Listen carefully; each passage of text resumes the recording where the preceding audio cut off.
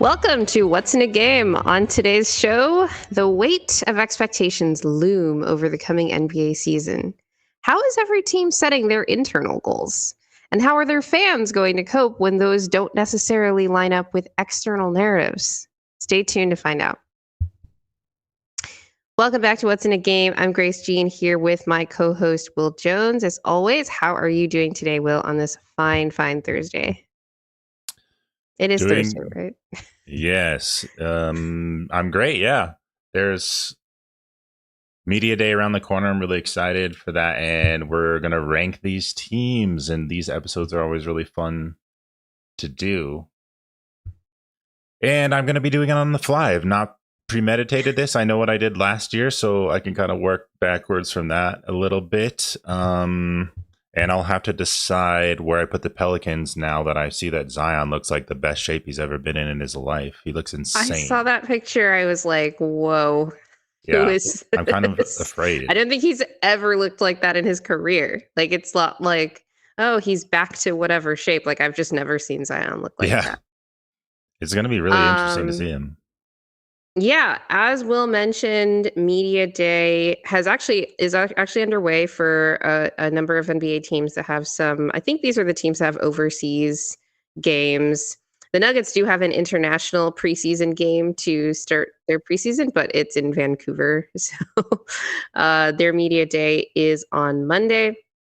But I know the Knicks, the Pelicans, the Nets have also had their Media Day. And I guess there would be one other team, whoever the Nets are facing, I guess, that already started to have their Media Day. So we're getting those early quotes from coaches, from players about what their expectations are from the season, how teams are going to play. Very excited. I know Knicks fans are excited about some of the stuff that Mike Brown has said for them. And we're going to talk a little bit about, how that could impact the outlook for the team. But again, as for the Denver Nuggets, their Media Day is Monday. I think that's the day the rest of the NBA is also going to have their Media Days before training camp. Really, really excited about that. We might be having a special guest from the Denver Nuggets Media Corps on the show next week to break down all the narratives coming out of Media Day. And that episode will also be a mailbag. So comment all of your Media Day questions down below in the comments section, not in the live chat, the comment section of this episode. And we will try to answer everything on our mailbag episode. Please do us a favor and hit the like and subscribe buttons. Really helps us out with the algorithm as we continue to try and grow this channel. All right, well, let's jump into the tier list. If you could bring it up, and then I'll talk a little bit about how we organized our tiers here. So we're talking about team expectations. This is a blend of how good is your team, also could include factors like how old is your team, i.e. how long is the runway that they have to win a title, to make a certain level of depth push through the playoffs, et cetera, maybe internal pressure having to do with contracts and the kind of ticking time bomb of the second apron, as many teams are, considering that more and more these days. Right. So all of that stuff goes into how far a team expects to go this season. It's largely based on playoff expectations. As we go through the lower tiers, some teams are not expecting to do anything. In fact, their expectation is to not make the playoffs, not make the play-in, and be a lottery team. So S tier is for teams that the expectation for that team is to win their conference. That's going to be very difficult in the Western Conference. Last year, we only had one team in the S tier. It was the Boston Celtics, and in large part because they were in the East. We might have a little bit of a difference of opinion here when it comes to the S tier, because it is very difficult to have multiple teams expected to win their conference, obviously. But these are basically the teams, like a small, less than a handful of teams that are considered title favorites. A tier, the reasonable expectation for these teams is to make the conference finals and be competitive in them. I'm talking at least 6 games. You can make an argument for a 5-game series being competitive, but you really can't. And really anything less than a conference finals appearance for these teams would feel like outright failure. B tier, make the second round, win a playoff series. And then these are also teams, because really anything can happen once you get to the second round and up. And the Denver Nuggets know that probably better than anybody based on the last couple of years. These are teams that have a puncher's chance at making the conference finals in an appearance, but they're not going to be favored to do so necessarily. C tier are teams that should make the playoffs, but are pretty firmly a first round exit. You can't really see them beating a team that is, for example, a higher seed or in a series where they don't have home court advantage because they just don't have maybe the star power, maybe it's the depth. We'll talk about all of that. D tier are teams that are expected to be in that kind of play-in range, maybe make a 6 seed and make the playoffs outright, but really it would take a lot of luck for them to actually make the playoffs. And F tier is, well, I named this tier Capture the Flag last year. I don't actually have a great name for it because we don't have a consensus number 1 overall pick for the 2026 NBA draft. But these are basically the lottery hopefuls, the teams that are trying to get as high as they can up in the NBA draft lottery. Will, do you have any qualms with our current tier system before we move on, or comments you want to make on it? It's interesting because sometimes people even take the title favorites and put those into tiers, like a tier 1 contender, a tier whatever. Right. I mean, our S and A tier is kind of like that, but outside of that, there's not much variability. But I don't really care that much because we're doing all of the teams.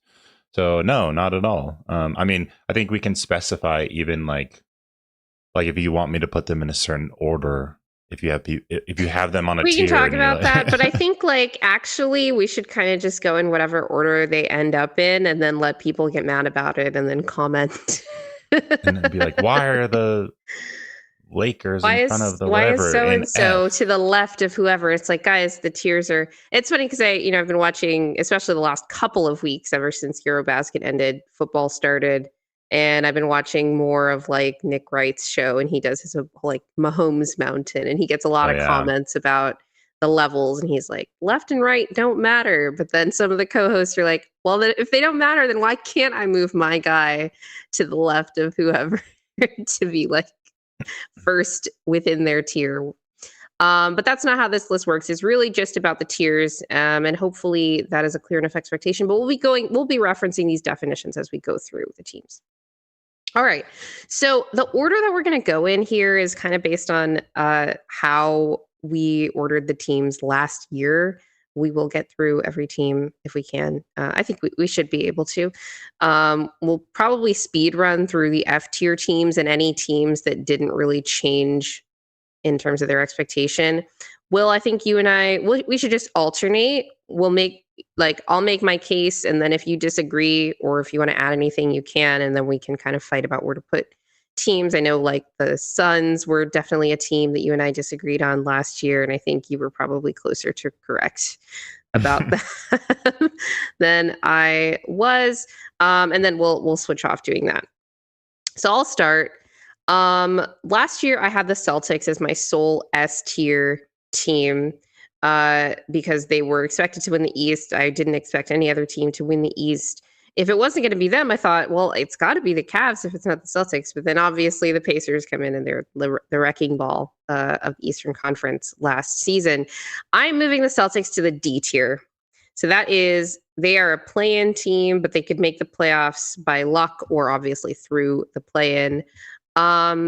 Jason Tatum is so much more important to this team than I think many people realize. Especially we saw that in the playoffs. They absolutely freaking collapsed whenever Tatum was off the floor. It was not the case during the regular season, but Tatum plays so much that it's not a small sample size, but I think it's very different having guys step up for limited periods of time when Tatum has to miss a game or two during a regular season versus having to go 82 games without your clear-cut best player on the floor that does a little bit of everything, stays out of the way. He's just kind of like, I think a lot of people for a long time had like, they labeled KD as like the most plug and play superstar in the league. He is quite still very plug and play, in my opinion. But I think Tatum actually is that more than anything. Uh, Maybe KD has the edge on him because of the offensive versatility in terms of like where his shot can like come from. But I think Tatum, just because of like the defense, the rebounding, even though I think his switchability is quite overrated, uh, like makes lineups work that shouldn't work, if that makes sense, right? We talked about this last week when it came to the Nuggets and their versatility, and it's like how versatile are individual players and how easy they are to pluck into every different lineup. Like Tatum doesn't need that much around him to make a lineup, not make a lineup work, but he doesn't need to change anything about what he does to make lineups work because he kind of just does a little bit of everything, if that makes sense. And I think they're going to miss that. Jaylen Brown is not necessarily someone that you want to be carrying a team for 82 games. And I think that Derek White is a guy who, again, excels at filling in the gaps when other things are taken care of. He's an excellent spot-up shooter, great defender, all of this stuff. But I'm skeptical about how he's going to look when he's the clear-cut number 2 guy on this team. And they also have Neemias Queta as their starting center. If the East were a competent conference, this should be a lottery team, if I'm being honest. But there are like so many teams in the East that are going to be worse than the Celtics are going to be. It's the only reason I don't have them in F. And really, I could be talked into moving them up to C tier. So that is my take on the Boston Celtics. Yeah, I think it's between C and D. It's either playoffs by luck or they can make the playoffs because they're the Celtics and they have enough solid players to stabilize in a weaker conference. They did also intentionally get rid of their solid players. They got rid of Drew, who had a bad season last year, to be clear. In the regular season, he was good in the playoffs. Kristaps, who wasn't great for a lot of the season in terms of like his individual numbers, but his impact, just like him being on the floor, was still like, especially compared to the alternatives, because again, their center depth is just non-existent, especially after also losing Al Horford. Like they lost 3 rotation players and replaced them with Anthony Simons, Luka Garza, and like I don't even know who else they added this summer. They added from the Timberwolves, Josh Minot. Yeah, right? Josh Minot. What's his name? How do you pronounce it? Oh, they did add Boucher. Add Boucher, but he's not a center. Like he's really power forward. He's a forward that I wanted for the Nuggets, by the way. But honestly, there was one day where someone brought up like the Celtics roster and how different it really looked, and I just scrolled through it, and it did almost look like an unrecognizable team full of scrubs. Like, sorry, like I was just like, what happened to the Celtics? How did this occur? So yeah, without Tatum and with this new group of guys, it looks rough. So, and actually, I didn't even think about Tatum being absent and that affecting their forward depth, because that was part of the reason that they were so bad when he was off the floor in the playoffs, is that they couldn't play their centers, so they could only really play small. Like they weren't playing double big with like Luke Cornett and Neemias Queta,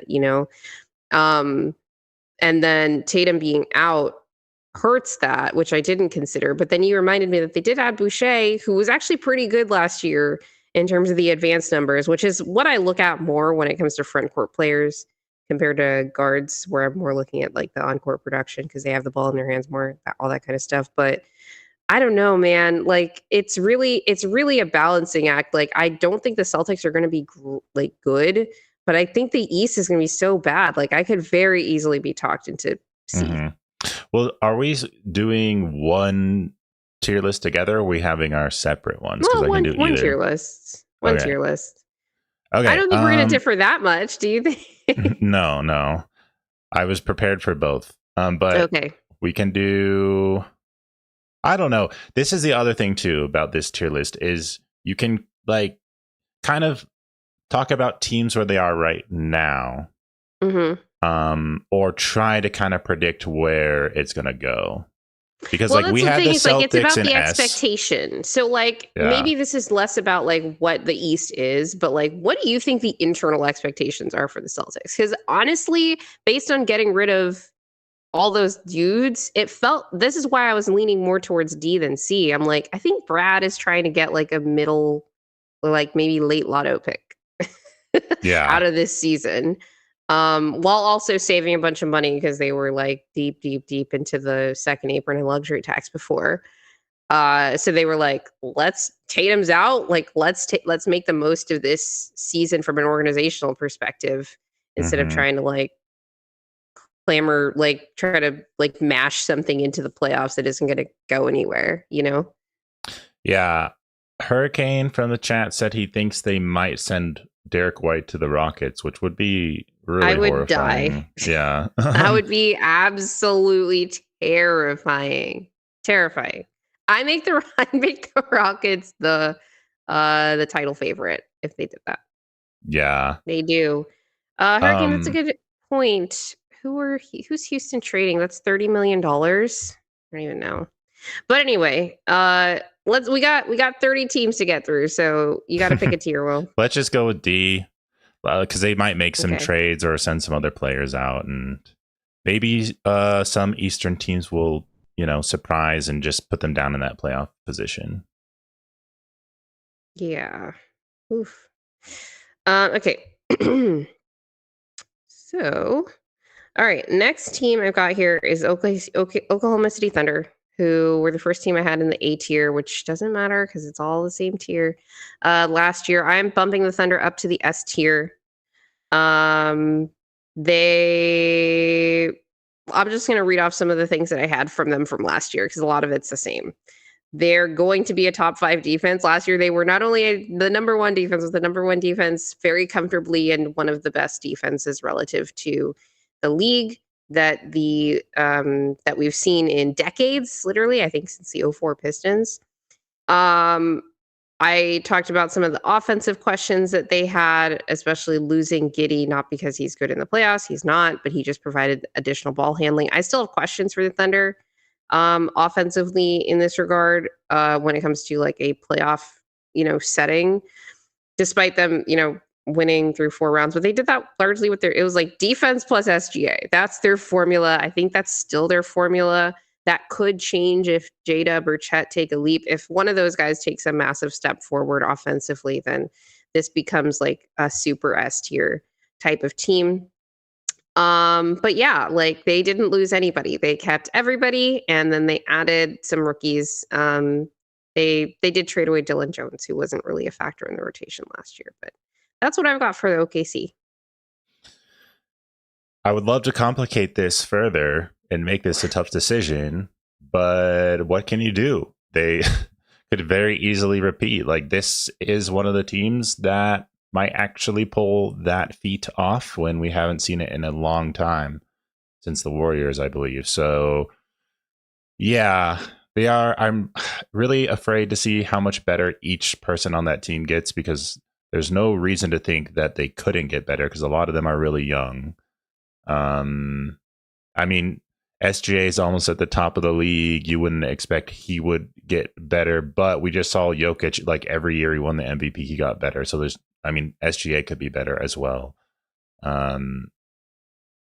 So yeah, I mean, they're an S. There's no doubt about it, unless some weird catastrophe occurs. So. Well, that's the expectation, right? The expectation is not that a catastrophe occurs. It's that they can stay healthy and get through the season and try to roll through the playoffs again, right? All right, next team is your Denver Nuggets, our Denver Nuggets. I had them in A tier last year, and I'm moving them up to S tier. And here is where the conflict lies, because the S tier is about teams that are expected to win their conference. This team is title or bust, right? They added depth. They still have the best player in the world. They are not perfect. We've talked about the questions that we have about this current roster all summer, having to do with like how much better will the defense be? What are they going to do with the backup power forward situation? What's the ball handling situation going to be? But again, neither are the Oklahoma City Thunder. I have a lot of a lot of similar questions for them. But when it comes to at least the regular season, like this team should be a top seed, all of this stuff. But this expectation tier list is largely like road to the title type stuff. So what happens if one of these teams doesn't, win the conference? So let's when it comes to the West, this tier becomes more about it's more about the conference finals just because there are so many good, great teams in the West, not just good teams, right? At least expected to be great. Will the best series of the playoffs come in the conference finals this year? Last year, I think there were 3 series that had um, a serious, case for being the best series in the playoffs. And maybe I'm biased. 2 of them were Denver. I have Nuggets Thunder, Nuggets Clippers, and Pacers Thunder were the best. And none of those came in the conference finals.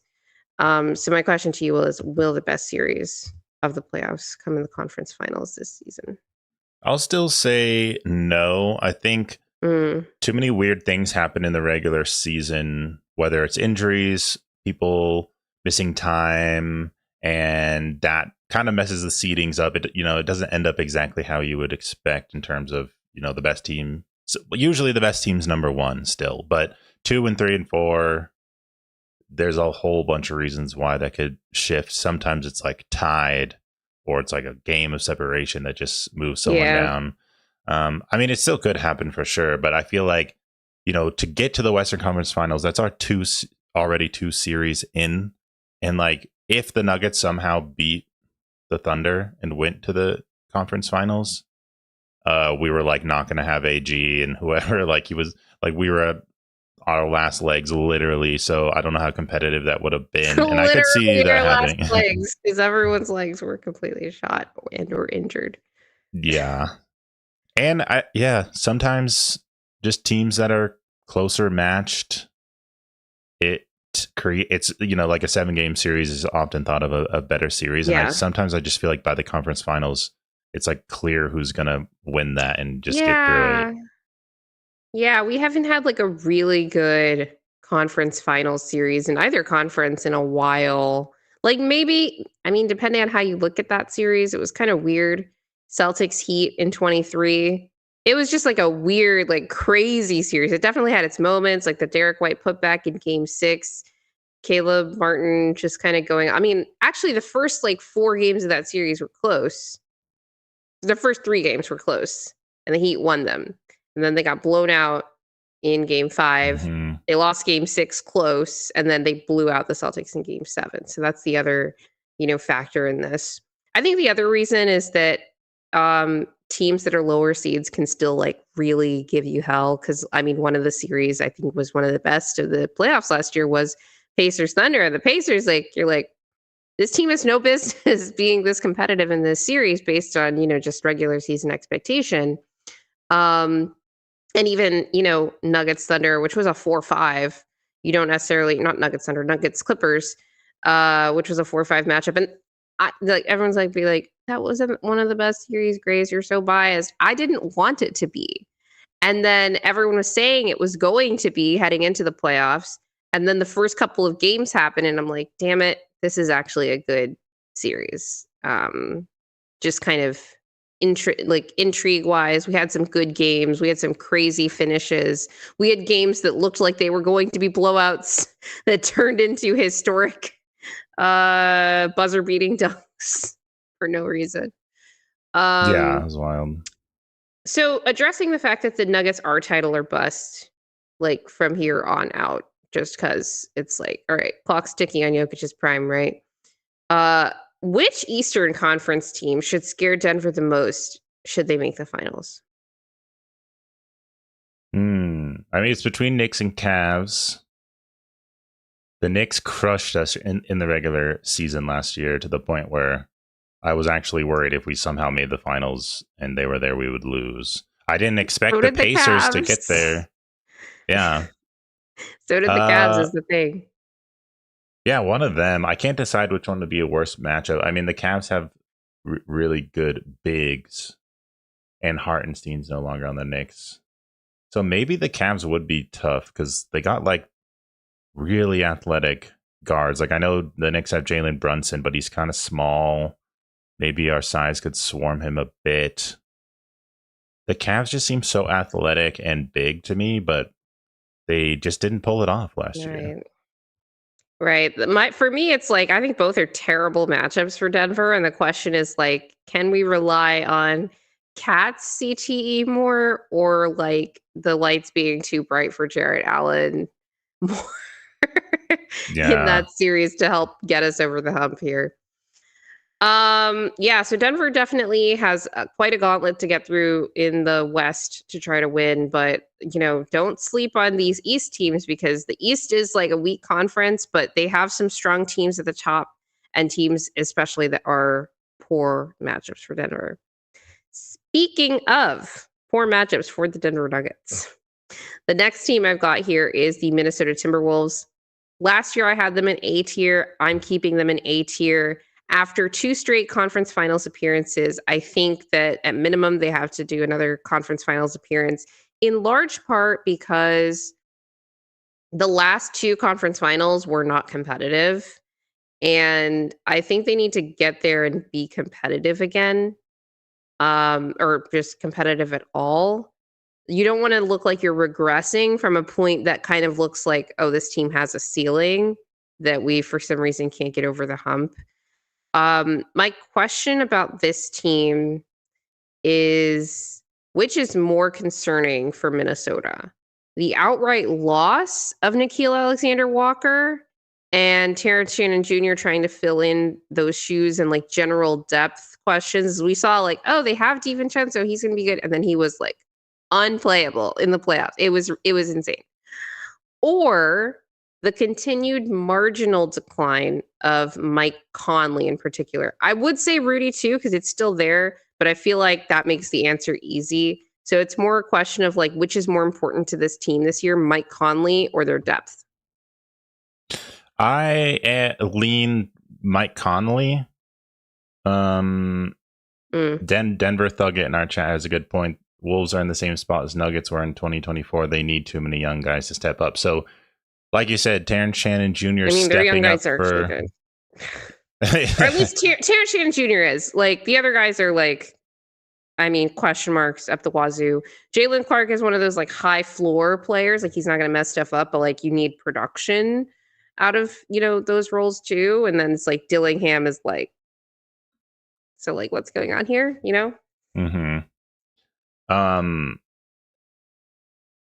Plus, I just, the offensive issues when Mike Conley isn't healthy or is just not on puts a lot of pressure on Ant, and he's been expected to kind of evolve his game a bit to where he could be that, facilitator in a way that he hasn't really shown yet, but he's so elite at everything else.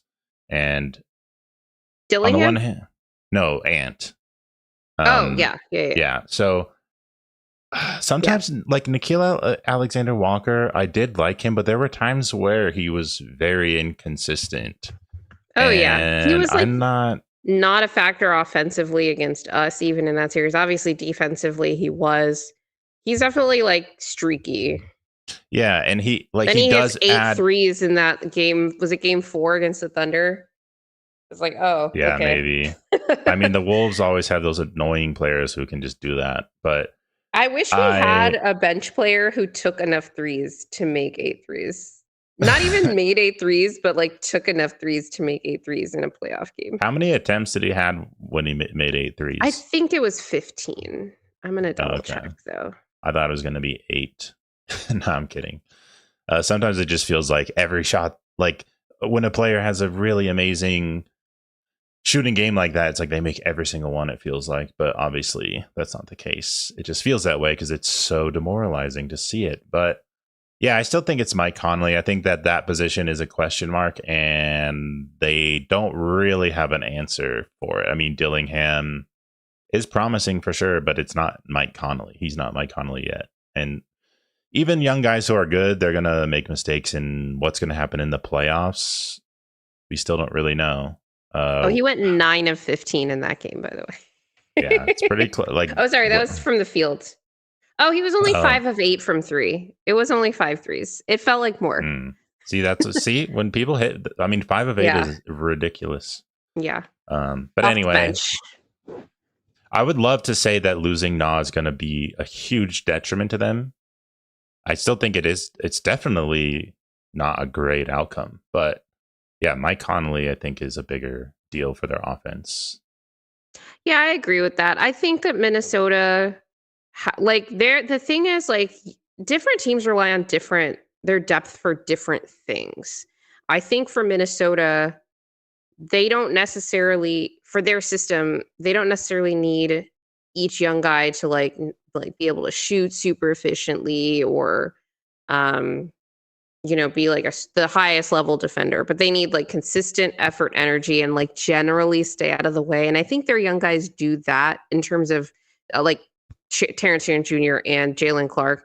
Dillingham, like he's going to have to play, I think, even more this year because Nikhil is out, but also because Mike Conley's declining. I think that's a real question for them. They also invested future draft capital to move up to get Dillingham, if you'll recall. So they have a lot invested in him. And I wasn't, impressed with what I saw from him in summer league. But again, like he's a second year player. Is it fair to put this kind of pressure on a kid? And like, and I don't mean like it's not like he needs to be like a good backup point guard. They kind of need him to replace some of the production of their starting point guard that is the guy that is the straw that stirs the drink that makes that offense work. In the system with a roster that is very kind of clunky offensively, when you don't have, that floor organizer, that guy who kind of works well with Rudy. So I agree with you that Conley is more important, but I had to leave this team in A because they made the conference finals 2 years in a row. Like they're a better playoff team than they are regular season. They're just kind of inconsistent in the regular season. And if they can get there, like they're scary because they're going to beat down for sure any weaker teams that they face. And in the case of the Lakers, and I was totally wrong when I picked that series, because I picked it based on matchup, and I think I had I had the wrong question that I was asking about the matchup. And they can punch above their weight class and beat really good teams too. Like, I mean, I wouldn't even say they were punching above their weight class when they beat Denver 2 years ago because they were literally like a game off from each other in the regular season. Um, the only team that I've seen them look like they weren't great against the Mavs, to be fair, in that conference finals series. I think that there was a combination of factors there, but I don't really have a great excuse for how they looked versus the Thunder.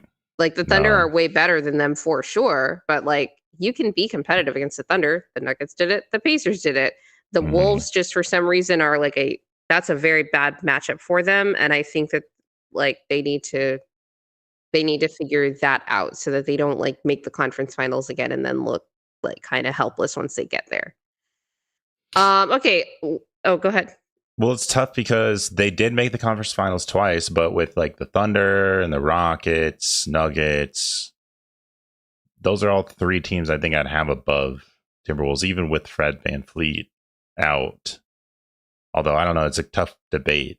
Would that push them down a little bit to where it's the thing is, like, this is about the expectation, the internal expectation of the team, right? It's like not how good they are, but like what they want to do. And like after making the conference finals 2 years in a row, you don't want to not make the conference finals, right?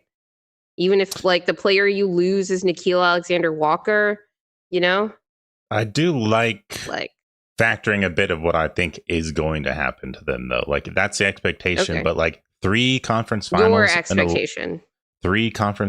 in a row is kind of crazy. I don't know that it happens. Yeah, not in the modern NBA, unless you're the Boston Celtics in the Eastern Conference or the Miami Heat in the Eastern Conference. Yeah, and the Clippers could be better than them. I don't know. Yeah, it's kind of crazy. Would I pick the Clippers over the Wolves in a playoff series though? The Wolves kind of own the Clippers, like specifically. Yeah, I mean, I think that's the worst matchup for the Clippers in the entire conference, if not the league.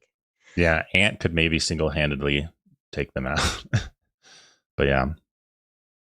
Okay, we can leave them in A, but I think it's close. I think they're hanging by a thread. It is close. And most of these will be kind of edge cases. Will, why don't you do the Mavs next? Oh man, there's such a hard one. Let's see. What the Mavs got Cooper Flag. We're gonna see his rookie season, which makes it Yeah. kind of difficult to determine. I feel like their expectations are higher than what people might think because because they're delusional, because Nico Harrison is insane. So he might think they're going to win the finals for all that I know, because he's literally detached from reality. Because even when that Luka trade happened, there were people who were saying, they're still going to be a decent team. They're going to play solidly. And now they have Cooper Flag. But then Kyrie goes out. That was before we knew that was going to AD was happen. also So, out for like yeah. a whole chunk of that right after he got there. Mm-hmm. So it's like, yeah, I think the West is too good, though. Like, so we have them in D tier initially, which is playoffs and play-in. And that might seem low, but I think that's reasonable to say that they'd be in the play-in because the West is so good. And without Kyrie and even Flag being a rookie, I don't think he's going to be LeBron level as a rookie where he comes in and he's like already one of the best players in the NBA immediately. But I could be wrong. Maybe he's going to surprise me. But LeBron did that, and the Cavs missed the playoffs that year. Yeah, there you go. Well, I think to be fair, they had a worse supporting cast. Yeah. The Mavs have a better supporting cast than that. Obviously, he has Anthony Davis, who is supposed to be missing time at the beginning of the season after having a cornea surgery, though he's apparently back in 5-on-5 practice, so maybe he could be back sooner than we think. And yeah, like I said, like you mentioned, Kyrie is out for the season and also maybe not. We don't know, but it was an ACL tear, kind of not at the beginning of last season or anything like that. So he could easily miss the entirety of the season, especially depending on how the team is doing. Like maybe if they're competitive, he tries to come back in like March, but I mean, I've heard some people have cited like January. I'm like, dude, he tore his ACL in like March last year. I don't. If the thing is, like, if the Mavs are doing well enough without him coming back in like January, like let's say he's trying to decide between like January and March, if they're doing well enough that they don't need him back to make the playoffs, in like March. Or sorry, in January, then he might like try to come back in like March-ish. But if they're doing so poorly that it doesn't make sense for him to come back, then he might not come back at all. So it's kind of like the sweet spot for like, is Kyrie coming back?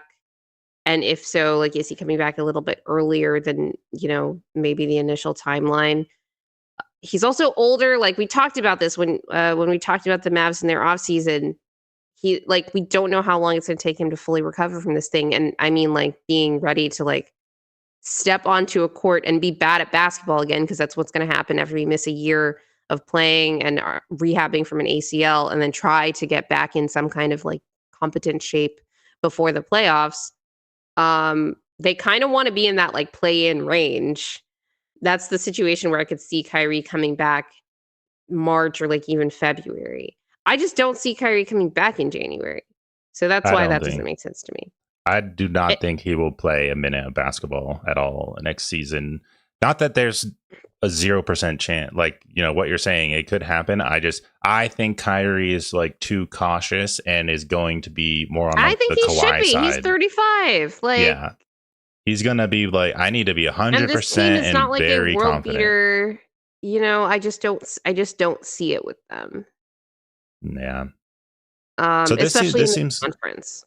This seems good for them. Like, yeah, they could win the play-in and get into a first round series for sure. But yeah, I just don't know. I just don't know how Flag is going to be. It's going to be exciting to see, though. Yeah. All right. Since I did 2 in a row by accident, I'll let you also take the Knicks here. Okay. We got the Knicks. So the Knicks are going to be in S. Oh, you've got the Knicks in S tier. So expected to win their conference. That kind of makes sense. They have to be. If they do not have that, especially with the Celtics out, That doesn't, Mm. you know what I mean? Like they have to expect to win the East. You know, so I'll pair my comments on this with my comments on the Cavs because it's related. I think it's fair because if we have both the Thunder and the Nuggets in S tier and like expected to win their conference, and I really only have two East teams that I think should win the conference also. It's the Knicks and the Cavs, and only one of those teams has beaten the other in a playoff series before, and it was the Knicks. You kind of have to have them here. My notes don't change on this team because their roster hasn't changed that much. They went all in last summer when they traded for Cat. They added Mikal Bridges for 5 first-round picks, plus a couple pick swaps, if you'll recall. The depth is still an issue with this team, I think, but they got a lot better by adding, just bodies and like Jordan Clarkson. They added Gershon Yabusele, which I think is a really good pickup for them. I don't think I'm confused about the situation with Landry Shamet and Malcolm Brogdon. It seems like they only have room for one of them, so both of them have training camp invites, if I recall Mm-hmm. correctly. Um, People were but throwing around yeah, Russell Westbrook for the Rockets, which we can talk about. And I know that for there's the Knicks. cap restrictions. No, for the Rockets, but then Malcolm Brogdon was also talked about for maybe an option for Right. the And I Rockets. mean, he's on a training camp deal for the Knicks, so he could still, like, that's still a Yeah. possibility that he goes to the Rockets. The problem is the Mm-hmm. Rockets are hard capped. I mean, the Knicks are hard capped too Yeah. because they use part of their taxpayer MLE to sign Yabusele. So they only have a certain amount of room between where they are in the second apron, which is a hard cap because of the exception that they used. So they can only sign one of, I think, Landry Shamet and Malcolm Brogdon. I think it's interesting that I mean, I don't know. Maybe they just really value Jordan Clarkson. I don't know how much more impactful he can be than like campaign was, especially regular season. But they're like just like kind of cycling through options to play behind Jalen Brunson because it's kind of a mess when he's off the floor. In the playoffs, they were actually pretty good in those minutes. I think largely because of how good Cat was offensively. Um, yeah, and I think like I said, while we're on it, I'm gonna add the Cavs here. I was gonna move them to A tier, but I like your argument to put them in S in the Eastern Conference. The Cavs should win this conference next year. I do think Darius Garland's supposed to be missing like the first month or so of the season because he had toe surgery, which is a pretty big deal. But the Cavs should be able to hold up again, and I expect them to roll and get the 1 seed in the East pretty comfortably. And then bottom line, like the Knicks have pressure on them, but I feel like the Cavs are a team that's like they gotta win the conference this year.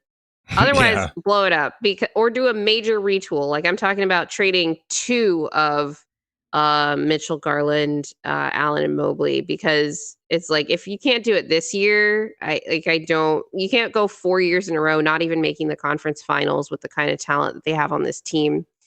Uh and the financial investment, they are a second apron team. They are fully above the second apron right now. So that's another thing adding to Wow. the pressure and the expectation there for sure. If they Yeah. did retool, they have interesting players that I don't see any of their stock tanking so hard that they'd Oh, get some yeah. shitty return. It just you have to I have a mean, really the strong one that vision I and could know see who to get to fit. yeah. The one I could see because we did see the big market start to cool off a little bit this summer. We still saw them getting paid, but it wasn't quite like, whoa, that's a massive overpay like we saw last summer. It's Jared Allen, who they did pay last summer. They did extend him, and he's going to be making $30 million a year or close to it. Maybe it was 28 million. And he has not had a stellar playoffs. Any year that they've been in the playoffs, he kind of gets either gets injured. Um, JB Bickerstaff effectively called him soft on Sirius XM radio in a way I didn't like because it was about like, hey, why didn't you get this injection so that you wouldn't feel pain with your broken sternum and be able to play in the playoffs Mm-hmm. as we play a team that we're going to lose to anyway in the Boston Celtics. Like that was really, I didn't like that. And I'll talk about that a little bit in our Pistons section because JB Bickerstaff. But Jared Allen, I can see like his stock kind of tanking a bit because he's so good in the regular season. But do you want to play a guy? It's not like he's unplayable in the playoffs, but do you want to pay a guy $30 million who's not delivering like starter value to you in the playoffs. Like you don't want to pay $30 million for a backup center effectively. Right. No. We had a comment from Hurricane. Can Mitchell make a conference finals before we expect they could win the conference finals? Which is, I love the Donovan Mitchell skepticism and hate because he got away from us. He's the player that got away, even though it's like, how would he fit my with thing Jamal? Is I need this. I'm kind of conflicted because I don't want the Cavs to make the finals. I think they're a terrible matchup for the Nuggets. On the other hand, I don't want them to blow it up to the point that they trade Donovan Mitchell back to the Western Conference. Yeah. Where he would but I feel like he's one of those players that would be demanding where he would want to go. Not that I don't know how much leverage he would have, but I feel like everybody comes west. Everybody demands to come west. He'd really want to go to the Heat, but I don't know the Heat have anyone who would have anything for the Cavs that they would want. I don't think a small market team like the Cavs is going to like cow to the Miami Heat. In a trade scenario. Probably not. Yeah. Especially since LeBron left. Imagine the fans would be so pissed. But yeah. All right. I'll let you take the next team that the next team that we had in A tier last year, which is the Milwaukee Bucks. Ooh. Tough one. All right, let's think here. What would it take for Giannis to stay? Besides subtitle, what's the minimum that it would take for Giannis to stay after next year? I feel like he'd have to go to the finals. It's not happening. But I think he thinks that that's what should be happening. Like if he's not, Giannis is like, I should be winning the championship every year. As delusional as that might be, I don't think he's ever limiting himself. When you're a top 5 player in the league, like you should have that level of. If you're a top 5 player in the league and you know it, then you should feel like every night that I'm on the floor, we have a chance.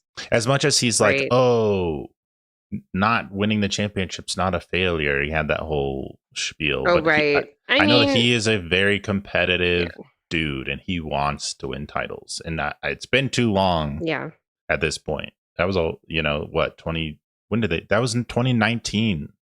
That was so long ago now. Wait, when? When they won in 2021. Oh, okay, that was the year. I was thinking it was before the bubble, but it was after the bubble. Really? Yeah. That was the after bubble season they won? Yep. They beat the Suns, remember? Weird. They beat the Nuggets post-bubble. Were there fans that were allowed? Because the fans were in the stadium then. In 2021? I think so. Crazy. Anyway. Yeah. So still a decent amount of time. But where should we put them? I feel like how reasonable is it to expect they make the conference finals with Dame out? I don't know that Miles Turner is enough to push them up there. But the East is still weak. It's like you only need to be the top 4. They're like maybe the worst playoff team that I think will make the playoffs. In terms of like solutions and like presenting problems and also being able to solve problems over the course of a playoff series. I think the Bucks are the worst team that I think will make the playoffs in that regard. Yeah. So I've got them in B actually, and I think I'm being generous with that. Yeah. So who would you say, like obviously Knicks and Cavs are your 2 S-tier teams from the East that will, they could be on one side facing each other or on opposite sides of this conference finals. They're probably going to be opposite sides because I think the Knicks are going to be a good regular season team again. It's the East also. The Bucks were actually right there in terms of record last year. Where did they eventually finished 6th, but just because Giannis missed time, which maybe you can't count on Giannis playing, 75 plus games every season again. But here's my thing. Okay. This team just kind of stinks outside of Giannis and Miles Turner. They're relying on night-to-night contributions from Kevin Porter Jr. They're probably a first-round exit if I'm being honest, but the Pacers are not in the conference anymore. And, this year, they're just probably not going to make the playoffs. We'll talk about them. They're the next team on my list here. And if they do, they're probably not going to be playing the Bucks, at least in the first round. But this team has Giannis still, right? So it is reasonable for them to expect to at least win a playoff series. And if they do that, it will be the first time since 2022 versus the Bulls. That's true. They just do not win playoff series anymore. That'll be 4 years since they won their last playoff series if they win one this year. So it's been 3. And how realistic is Giannis's mindset with the fact that Dame just had a catastrophic injury and they had to trade him, and it's not like they replaced that position. Well, they didn't trade him. They had to waive him. Oh, yeah, they waived him. Waive and stretch him. They've got $20 million of dead cap just sitting there. Yeah, it's like Giannis can't be under the luxury tax. I know Giannis really wants to make the finals and win championships, but you would have to be pretty delusional at this point to think that they could do that. So he may have to accept that this is like a gap year if he wants to stay. We talked about this after the Dame thing, right? That I'm like, this summer is the summer where Giannis is a total out. This past summer that is about to end. Giannis is a total out to be all right, this team just they're not going anywhere, because this was before they stretched Dame, which happened first day of free agency, which is kind of crazy. But I said he's never gonna have a better excuse than now, right? The team didn't give up a ton, whatever. They'll be able to get a decent haul for him from whoever gets him, because whoever gets him is gonna want to pay whatever they've got. Because it's Giannis. And then he didn't ask out. And I said, if it doesn't happen this summer, it's not going to happen. I kind of think Giannis is just a buck for life. No, regardless of any things he says at this point. Some people have been joking that he's like Jokic and he doesn't want to move. It's just the hassle of moving. Mile Hayaki says he has a hot take that Giannis does not get past the deadline as a Buck. That'd be so crazy if the Bucks waive and stretch Dame, sign Miles Turner, and then Giannis is mid-season, I want to trade. They better get a hell of a package back for him. I don't know what it would take for Giannis to actually demand a trade, or if he's going to go the passive-aggressive, subtle message route. I think that he's going to keep doing that, and the Bucks are just going to ignore it, because that's what they've been doing. If they cared about his passive-aggressive whatevers in terms of trade, obviously they take everything he says and they're we're going all in every possible way. They waived and stretched Damian Lillard for the next 5 years. Well, they've got his dead cap on their books. They won't have any more cards to play at some point. They can't keep doing this. They're just making the things worse as they do this as well. I know. I know. He did have that comment recently about the Luka trade and how he said, "Oh, I expect that to happen, being traded suddenly," and then finding about it on the news. And that was an interesting comment to me, where he's not demanding a trade, but he expects a trade to happen suddenly. Is he hoping the Bucks trade him suddenly to the Wizards? What is he talking about? They're not going to Nico Harris. Well, to be fair, Luka got traded to a big market team that has title aspirations. Not that because they had something that the Mavs wanted, apparently, which was AD. What do the Bucks want besides Giannis? Yeah, who would they trade? Yeah, Giannis they would want draft capital, and who has that? Yeah, OKC, I'll be shocked if Giannis ever actually demands the trade, and it happens. But yeah, I think B is perfect for the Bucks right now. You're right, but I am interested. Who's the other 2 teams you would have from the East in the conference finals? But I guess we'll get there when we get there. Yeah, we'll get there when we get there. The thing is, I had both these teams in A, but you convinced me to move them to S. So those are kind of the 2. And maybe there's one other. I don't remember. All right, so we just did the Bucks. Let's move on to the Pacers, the teams that knocked them out of the playoffs the last 2 years.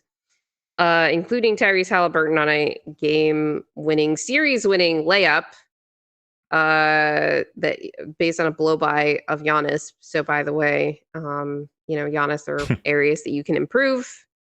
All right, Pacers. I had them in B tier last year, thought they had a puncher's chance of making the conference finals. Obviously, they had a puncher's chance at the title because they were in a game 7 with the best team in the league.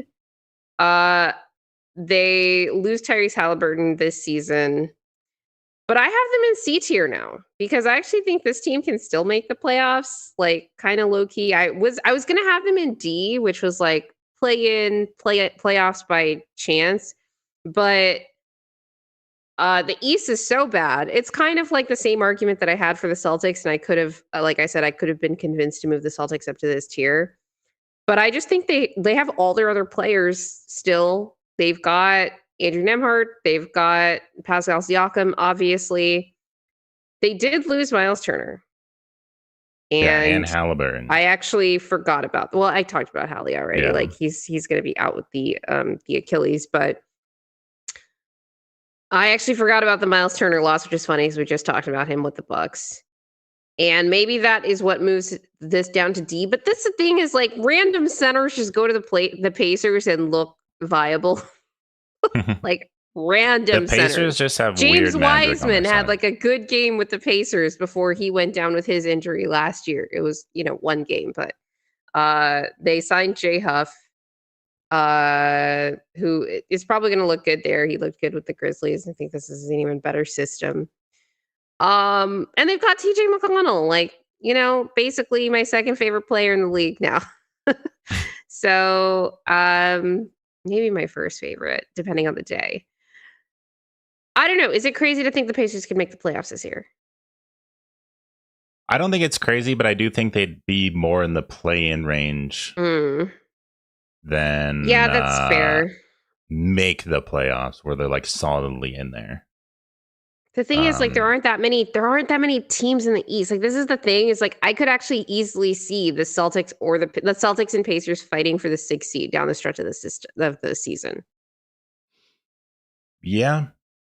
I'd have to look at all these East teams. Like, I mean, the Hawks are better, but the Celtics are out of it. One of these teams are going to sneak in. Yeah.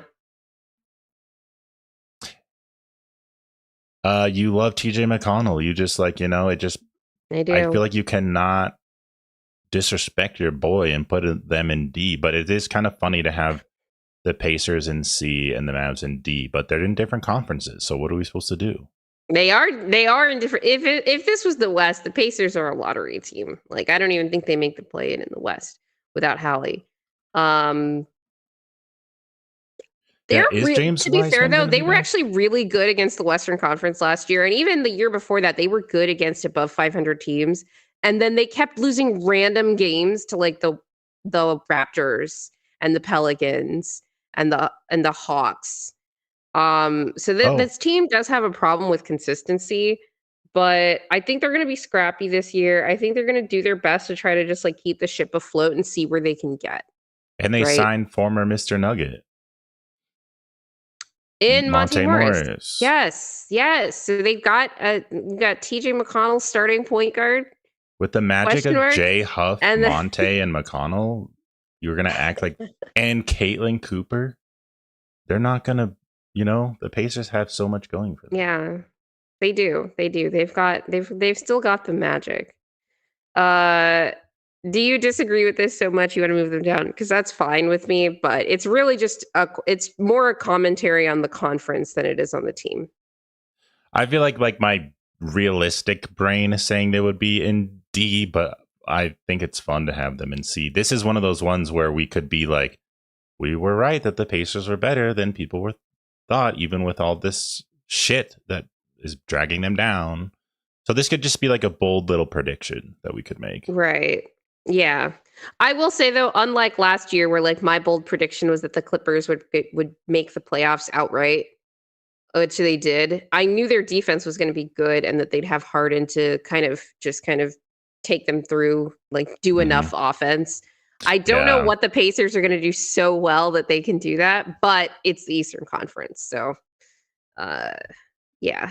Yeah. People were low on the Clippers. That was funny. Like I was like, without Paul George, they're going to suck, and they were way better. So, yeah. I love that particular pat on the back for myself. Yeah. All right. Well, do you want to take the Grizzlies? Oh man. Okay. Let's see. I heard they just announced that Zach Edey is having like an ankle surgery and he's going to miss like a decent amount of the season. Yep. So that was kind of a big blow. Um, how's Ja Morant going to be? I feel like he's going to come He's back got and to be finally better put a than he season was together. last year, right? Like he had a Yeah. really weird year. It was kind of like a Jamal Murray season, except it was like he was having Jamal's season every game, where he was like one of the worst starting point guards every first half, and then in the second half he was like all NBA Ja. Mm-hmm. Yeah, I think he's going to be better. And they lost Bane, but they have Jaren Jackson Jr. I think it's a gap year for sure. They're taking a step back in terms of their expectations. So I think I like that comment from Licked Adder about Jaren at center. Those are the things you should be looking at when evaluating these teams.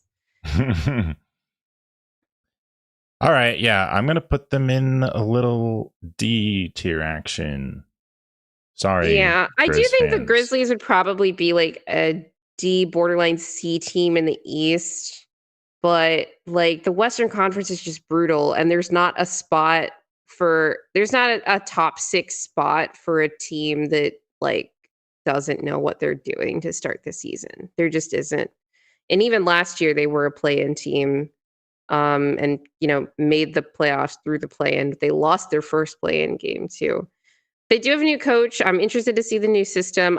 This is a team that's going to be interesting for me because I'm just curious to see what they're going to be doing in this next sort of phase in the Tomas Isolo era.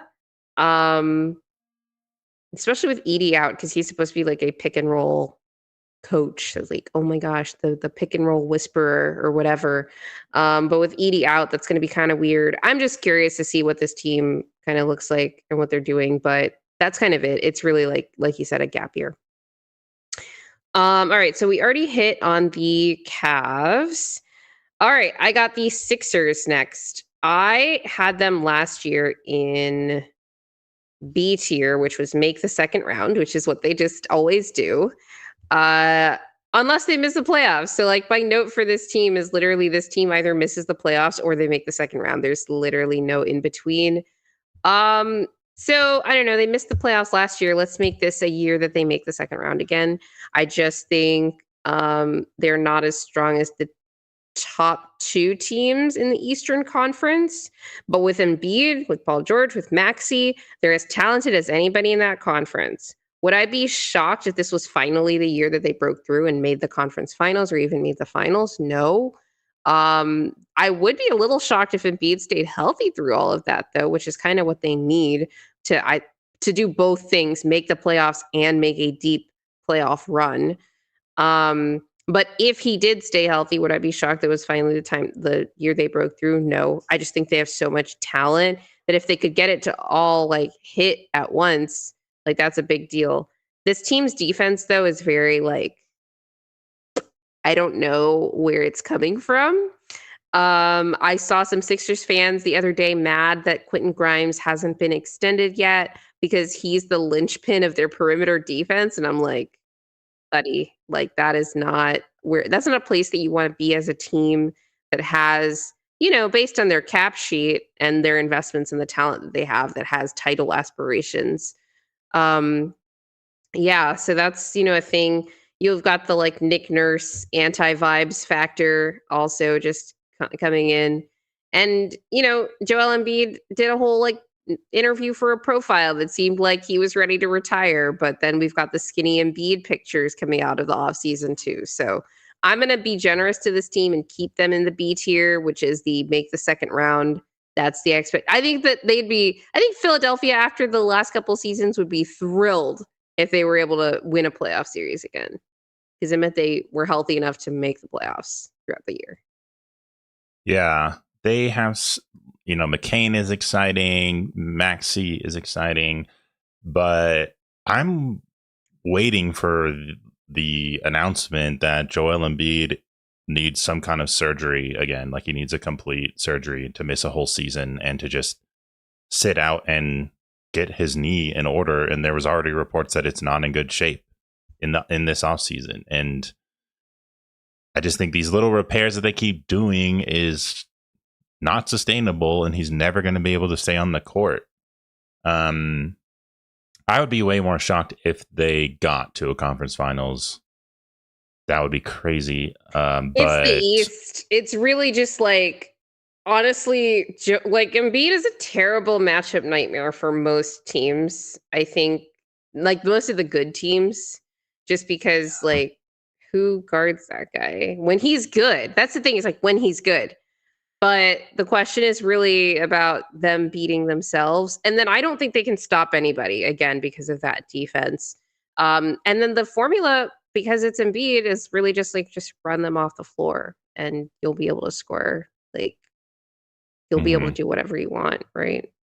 There is a chance that Embiid is completely cooked and will not be able to play in the NBA. Which is what we like people have been saying for the last few years. And it like we don't have any evidence to the contrary, to be fair. It's just like the same narrative every single year on this team. I'll give them this upside and put them in B.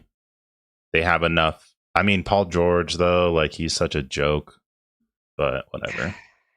But yeah, he only has to be the third dude here. If Embiid is healthy, then like, can you like hit a shot every so often, do whatever? Like, I don't know. Just be there. Be a guy that makes it so that we don't have to play Eric Gordon. Like, even if you're just a body that's there so we don't have to play a worse player in those minutes. Like, that's... Anyway, let's see here. Did I do the Sixers? Or did you do the Sixers? Yes. I did the Sixers. Okay, so, well, I'm going to give you the Clippers next. All right, Clippers. They lost in the first round to the Nuggets in a 7-game series, which leads me to believe if they played a different team, they could at least make the second round with a puncher's chance at I'd put them in B with their additions. Yeah, this offseason. I agree with B tier. I think this is the most talented team in the Clippers era in terms of peaks. Obviously, they've got all these Hall of Famers on their roster. The question is whether enough of these guys can hit their peaks often enough to maintain like a high average to get them through the regular season. They've got a ton of depth. They're all old though. So what you hope for if you're a Clippers fan is don't get cluster injuries where it's like this person gets injured, then this guy ends up having to step up and have to do more than he's capable of, and then he gets injured, and then it's like a domino effect. I am concerned just in terms of like a roster thing that's nothing to do with the age, or almost nothing to do with the age, about the defense. I think that that's really the most elite thing that team did last year. Even with Kawhi back, it was more about the defense and the offense. I have said before, now that they've changed the roster up a bit to add Bradley Beal, they kind of swap him out for Norm Powell effectively in terms of role. They bring in CP3. They bring in Brook Lopez, who is kind of a two-way player, but he doesn't have as much defensive versatility as like kind of the other way that they played, but now they have more size. They bring in John Collins. So they improved like basically the offense of their front court a lot, and then they reduced the need to play Derek Jones Jr. and Chris Dunn as much. So you're just not going to get as much of that defensive punch that you got on the perimeter from those other guys. But talk about versatility. Exactly. They've got more ways to win. They don't have to just win with their defense now. Even if Kawhi misses time, and maybe especially if Kawhi misses time, because last year that really was the defense was the key, especially when Kawhi was out. And then when he came back, they were able to win on both sides of the ball. And not just for injury, but maybe suspension. No, I'm not expecting he'll get suspended. But that's my next question to you, Will, actually, is do you think that if the NBA punishes the Clippers harshly, so let's assume that this investigation finds cap circumvention in like a big way. Like this is a big case to be like, let's give this player an extra, $40-50 million between cash and stock. And they decide to punish the Clippers very harshly for that. Will the remedy impact the Clippers during the season? And that's basically like Kawhi getting suspended or his contract getting voided. That's pretty much all that could happen is he'd be suspended and miss games that could affect this season. Otherwise, it would have to be a draft pick punishment or maybe, who knows, like free agency is kind of dead at this point. Like big stars wanting to go there. Are they going to be able to attract a big star sometime? Will that tarnish their reputation? Kind of a thing. Or will Steve Ballmer be forced to sell the team and they have some new owner and then that shakes things up weirdly? Will big stars want to go to the franchise that tries to pay people money under the table? Maybe they'll be more careful moving forward, but they're like, I don't want my contract getting voided. Maybe that's the thinking, right? I would love for these negative effects to take place and affect them. I don't think it's going to affect them this season. I don't think I don't think that that's necessarily the goal or should be the goal of whatever the punishment is, if there is one. The goal should be to punish them enough. I will say though, like when it was Joe, was it Joe Smith or Joe Harris? It's Joe Smith, right? From the Timberwolves. When it was him, they voided that contract, and that was a smaller case. If this comes out and it's what we think it is, like that's an even more egregious situation. So, like, if they find what it looks like, it's kind of difficult to imagine that they wouldn't suspend Kawhi for a year or void the contract, which could throw not just the Clippers but the whole league into chaos as everybody's like courting Kawhi. Because in that situation, like Joe Smith was not allowed to sign with the Timberwolves. He had to go somewhere else. So I think the NBA loves Kawhi in LA and that market too much to do anything to remove. But the NBA doesn't care about the Clippers. Ballmer is the richest owner, but yeah, we'll see. I feel like they're not going to compromise that, but Kawhi on a new team would be kind of exciting. Like the Nuggets. Can he go east? We should send Kawhi to Toronto as his punishment. You're going back to the cold, to the north, to the wall. Back to the wall. Yeah. All right, let's move on to the Phoenix Suns. Last year I had them in the C tier. I thought they'd make the playoffs and be a first round exit again. But I'm moving them to D tier again, which is play-in kind of range. They actually missed the play-in last year, but they were almost there. They were like a game or two off from Sacramento. Even with bottom 3 vibes in the entire league. But obviously they lose Kevin Durant. Bradley Beal is gone as he is also waived and stretched. And then they added some centers in Mark Williams. They added Kaman Malawak, and they added Nick Richards in the middle of last season. At the trade deadline. I don't think Mark Williams will be good, to be clear. I think like he's in a really tough situation because he's not a great player. And he's in a contract year. So I think that'll be an interesting just storyline to follow for the season because the Suns did give up draft capital to get him, which was interesting. Because they have to pay him at the end of this year. And I don't think he's going to be that good, especially defensively. Maybe offensively, he'll be able to add something. But Kalman Malawak will be interesting. I don't think he'll necessarily be better than Mark Williams because rookies are rookies, especially rookie bigs. But I do think the vibes will be better than last year just because they can't get any worse than whatever was going on with the Suns to make them not care to the point that, like, okay, well, the vibes in Denver were terrible.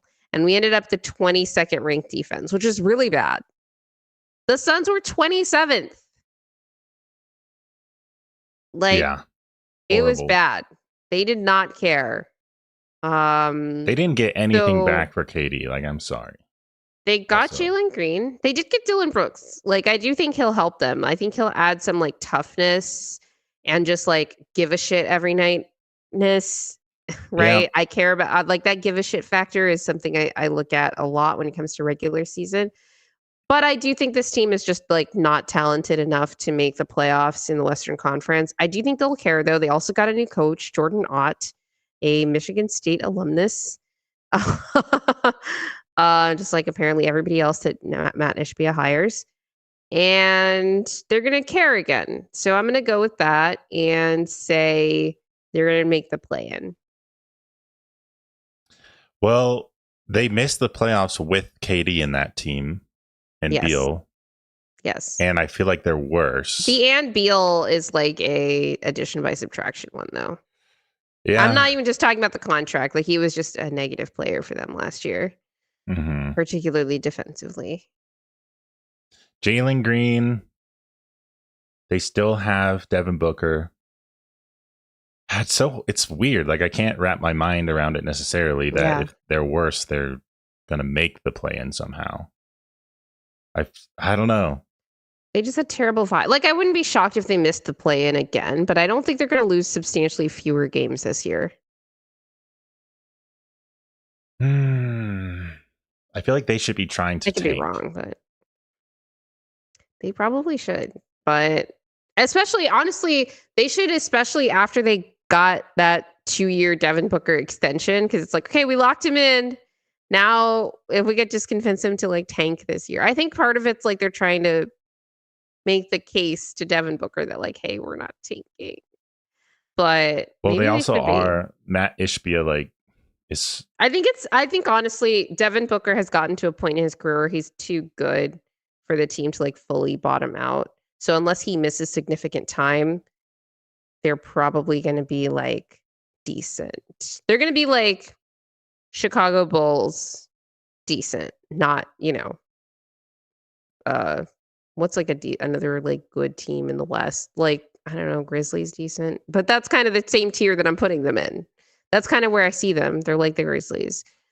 I think, to be fair though, I think the Grizzlies defense will probably be better because you can kind of see like personnel wise and like their history of what their identity is, that the Grizzlies are going to be at least good on defense, even though they were not good for the last month of the year. The Suns, you're like, well, their history is offense, and they lost 2 key offensive players. So you kind of really have to rely on like there's gonna be offensive regression, but you hope that the defensive positive regression is going to be enough to offset that. And maybe that's where I'm wrong. So I'd be okay if you wanted to move this team to like tankathon F tier. I feel like I really do want to. I mean, I feel like even the bottomish teams that didn't make the playoffs last year, like Blazers and Spurs, will surpass them. And the Kings, too, will have a better chance to make the playoffs than the Suns. All right, do it. F tier it is. Let's do it. The Suns are going down. We also hate the Suns. Like, whatever. We don't need to give them the benefit of the doubt. Yeah. All right, cool. You can take the Miami Heat. Okay, Heat. We're back in the East again, where anything's up for grabs. They haven't changed up a lot. Besides Jimmy Butler left last season. Bam Adebayo. Khalil Ware. Oh, this is a tough one. So where are they going to be at? Tyler Hero is missing 8 weeks, by the way. He had foot surgery. He had foot surgery like this week. They're definitely not going to be an A or S. Now it's just a matter of B or C. Heat culture, baby. Is heat culture back now that they've rooted out contract year Jimmy Butler? I'll start them out on B for now, and then we can talk about whether that's right or if we need to move them down. Or maybe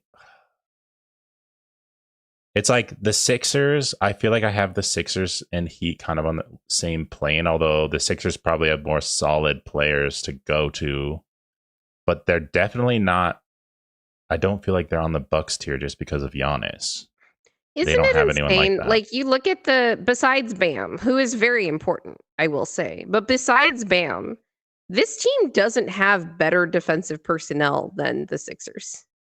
But we fully expect this team to be once again a top 10 defense. I think they've been a top 10 defense for the last 6 years straight or something of Bam's career there with Spo, with not good defensive personnel. It's been Bam and Jimmy and then a bunch of dudes who are not good at defense individually, but have been able to elevate within a system under Spo. Yeah, just comparing them to the Sixers. Sorry, just want to throw that out there. Jared McCain UCL tear? Is that a breaking thing? Is that because what did he hurt in the middle of last season? Or not even middle. He was like on his way to a Rookie of the Year campaign. And then was it his ACL? It's in his thumb. A tear in his thumb. So is that I don't recent? think that'll be. Yeah, it came out today. Oh, okay. I mean, I actually forgot he was on that team. My assessment of the Sixers didn't really depend on Jared McCain, so maybe he actually adds to their upside case. But yeah, in terms of the Heat, I just don't think they have the top end talent anymore. Like, yes, they have Heat culture, they had the system, they were the zombie Heat, they had the 3-point shooting, all of that, for example, in 2023. But they also had Jimmy Butler, who, when he was in the playoffs, was playing like a top 10 player in the league. They don't have him anymore. So I just don't see them winning a playoff series. Yeah. Unless it's against like the Bucks, who are, that's true. Like I said, the worst playoff team of any of the teams that I have making the playoffs. And the Heat are the second worst. They can't be in B, but they are kings of the play-in. So we'll just keep them in play-in range. Yeah, that's CD. But I think they're going to make the playoffs. Like, I just think that their defensive floor is so high in the regular season. And defense wins you a lot of games in the regular season, especially in the Eastern Conference. Okay. I will say, though, on that defense, to be fair, and this is what makes the Heat actually not that great of a playoff team when they play an actual good offense. The Cavs absolutely slaughtered them in the playoffs, right? They posted the highest single series offensive rating in NBA history. And the Denver Nuggets thank them, by the way, for wrestling that top spot away from, in terms of like worst defensive rating in a playoff series, away from the 2021 Nuggets versus the Blazers that year. Yeah, that was bad. And we've seen other instances where it's like, okay, Bam versus real bigs, which is not the problem that they had in the Cavs series, to be clear, but that is what his problem against, say, the Nuggets or even teams like the Timberwolves sometimes. In the Cavs series, it was like the perimeter got absolutely shredded, right? Maybe Davion Mitchell will start. I'm really curious to see what they look like to start the season without Tyler Hero, because he's like instrumental for their offense. He's like their only offensive player too. It's like Bam and a bunch of NPCs. Bam, Tyler Hero, and NPCs. And then you hope Davion Mitchell really becomes like, I'm like a key defensive specialist, not like I can only do defense, but not even that well kind of guy, you know? Yeah. All right. Let's move on to the Pelicans, who I've got in the F tier. Which is funny because when I look at the actual roster, like if I didn't know the franchise and I just saw the players and like the talent that they have, I would say I could see this team firmly as like where the Grizzlies are in terms of making the play-in. But New Orleans is absolutely cursed when it comes to injuries, and it's not just Zion's, inconsistent, like, I don't know how he keeps himself up. It's everybody. Everybody on that team gets injured all the time. They already have two rather not, major, but like two guys that were probably expected to be in the rotation injured to start the season in Jeremiah Fears and Derek Queen, who they traded next year's unprotected first round pick to move up to draft this past summer. They traded away some of the guys that acted as their floor raisers when like Zion was out in CJ and Brandon Ingram. Traded those guys for Jordan Poole and then Brandon Ingram for Who came back in that deal besides Bruce Brown? I don't even remember if they're still there. I don't know either. And you'd think after trading away that 2026 unprotected first round pick, maybe they have a supreme motivation to try to avoid the lottery, make the play in at least, and maybe try to make the playoffs. But president of basketball operations, Joe Dumars, just said at the Pelicans media day this week, when asked about playoff expectations for the team, said, quote, "No, I've not made that expectation on anyone. It wasn't like, okay, we made this trade, I expect to make the playoffs. That's short-sighted to me." Which a lot of people were really up in arms about this quote. And I understand why, because why would you trade a 2026 unprotected first round pick if your goal was not to make the playoffs? But like, I understand it, and I think that's the side I'm on. But I'm going to play a little bit of devil's advocate here based on Joe Dumars' own words in the rest of that presser and another part of that answer. He went on to say that for him, the most important thing to establish in this franchise, before talking about the number of wins or making the playoffs or anything, was to establish a consistent level of compete night to night, which the Pelicans were not only cursed injury-wise, but had they were another team that had bottom 3 vibes in the league last year, in large part because of the whole Brandon Ingram contract situation and the injuries. It's not a great, situation to be in when DeJounte Murray breaks his hand within a couple games of the season, for example. And I understand that perspective, but then again, why would you trade the pick unprotected if you know there's a realistic possibility, maybe greater than 50%, that you miss the playoffs? You think okay, maybe you're saying we want to trade this next year's pick to get Derek Queen because we value him so much to the point where it's he's worth 2 draft picks to us. That's basically what you're saying, right? Mm-hmm. Maybe we value Derek Queen as a top 5 pick. But they didn't, because they didn't take him even with their first pick of that draft, which was number 7. They took him number 9. They took Jeremiah Fears number 7. So I just don't understand that whole asset management question, which plays into how I kind of assessed what this team's internal expectations are. But based on Joe Dumars' own words, it's not necessarily making the playoffs. And in terms of where I expect this team to be, I just can't count on a healthy Zion season. And I can't count on this team to stay healthy. So they're kind of like the Sixers, except they haven't won a playoff series. It's more like they either make the playoffs or they don't even make the play-in. There was that one year they did make the play-in and didn't make the playoffs, though. So I don't know. This team is really hard for me to place, but I said F.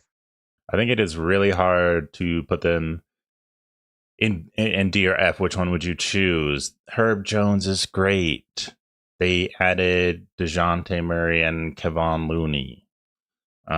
Trey Alexander, old Nugget pal. Jordan Poole, what the hell is he going to be like on that team? Still got Trey Murphy. I don't know. I could see them being in D if Zion really stays healthy and is the skinny Zion and he's really good and he's the Zion that he doesn't have to be the Zion we all expected, but better than he's been before. Just being healthy is such an upgrade for him, and he can make such an impact if he just stays. So if that happens, I could see them be a D tier that's team. a talented team. There's no reason that a team with Zion, Trey Murphy, DeJounte Murray, who do they have my thing is their center situation. That's so important to me when assessing how well you're going to do in a regular season, because you just need dudes that are going to screen and rebound to get you through games. And they don't have that either. They have Yves Missy, getting old, and Derek Queen is injured. That's the thing, is they do have Looney, which I think actually upgrades them. And even Jordan Poole made a comment during media day about how he misses Looney's screening and he's going to be happy to get that back.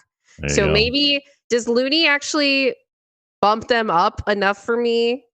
Veteran presence in the locker room, all that kind of thing. I can't do it. I got to leave them in F. Whoa, okay. Surprise me, Pelicans. I'll let you keep him in F just because I like that. I don't need the Pelicans becoming really good because Zion's skinny now. I just need to make sure that the Nuggets win their games against the Pelicans this year. Yeah. What team's gonna be the shitty team we can never beat? The Kings. Oh boy. The Rust stands are gonna be interesting. All right. Let's see. Speaking of which, the Kings are next on the list. Let's see. Do you want to do the Kings? I don't really want to do the Kings, but Okay, I will because I can run through them if you want. Yes, they're like most confusing team ever. All right. I literally said I have no freaking idea. That's my note here. I got them in D tier with a question mark. Okay.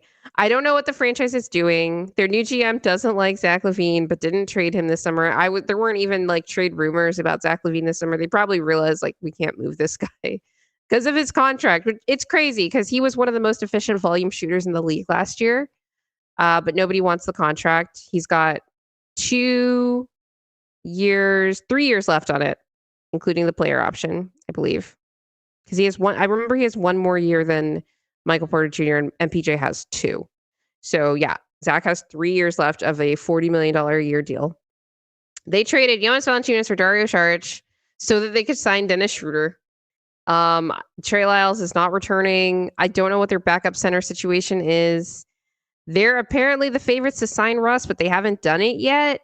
I think because their roster is currently full. Like, I don't know what this franchise is doing. They haven't extended Keegan Murray.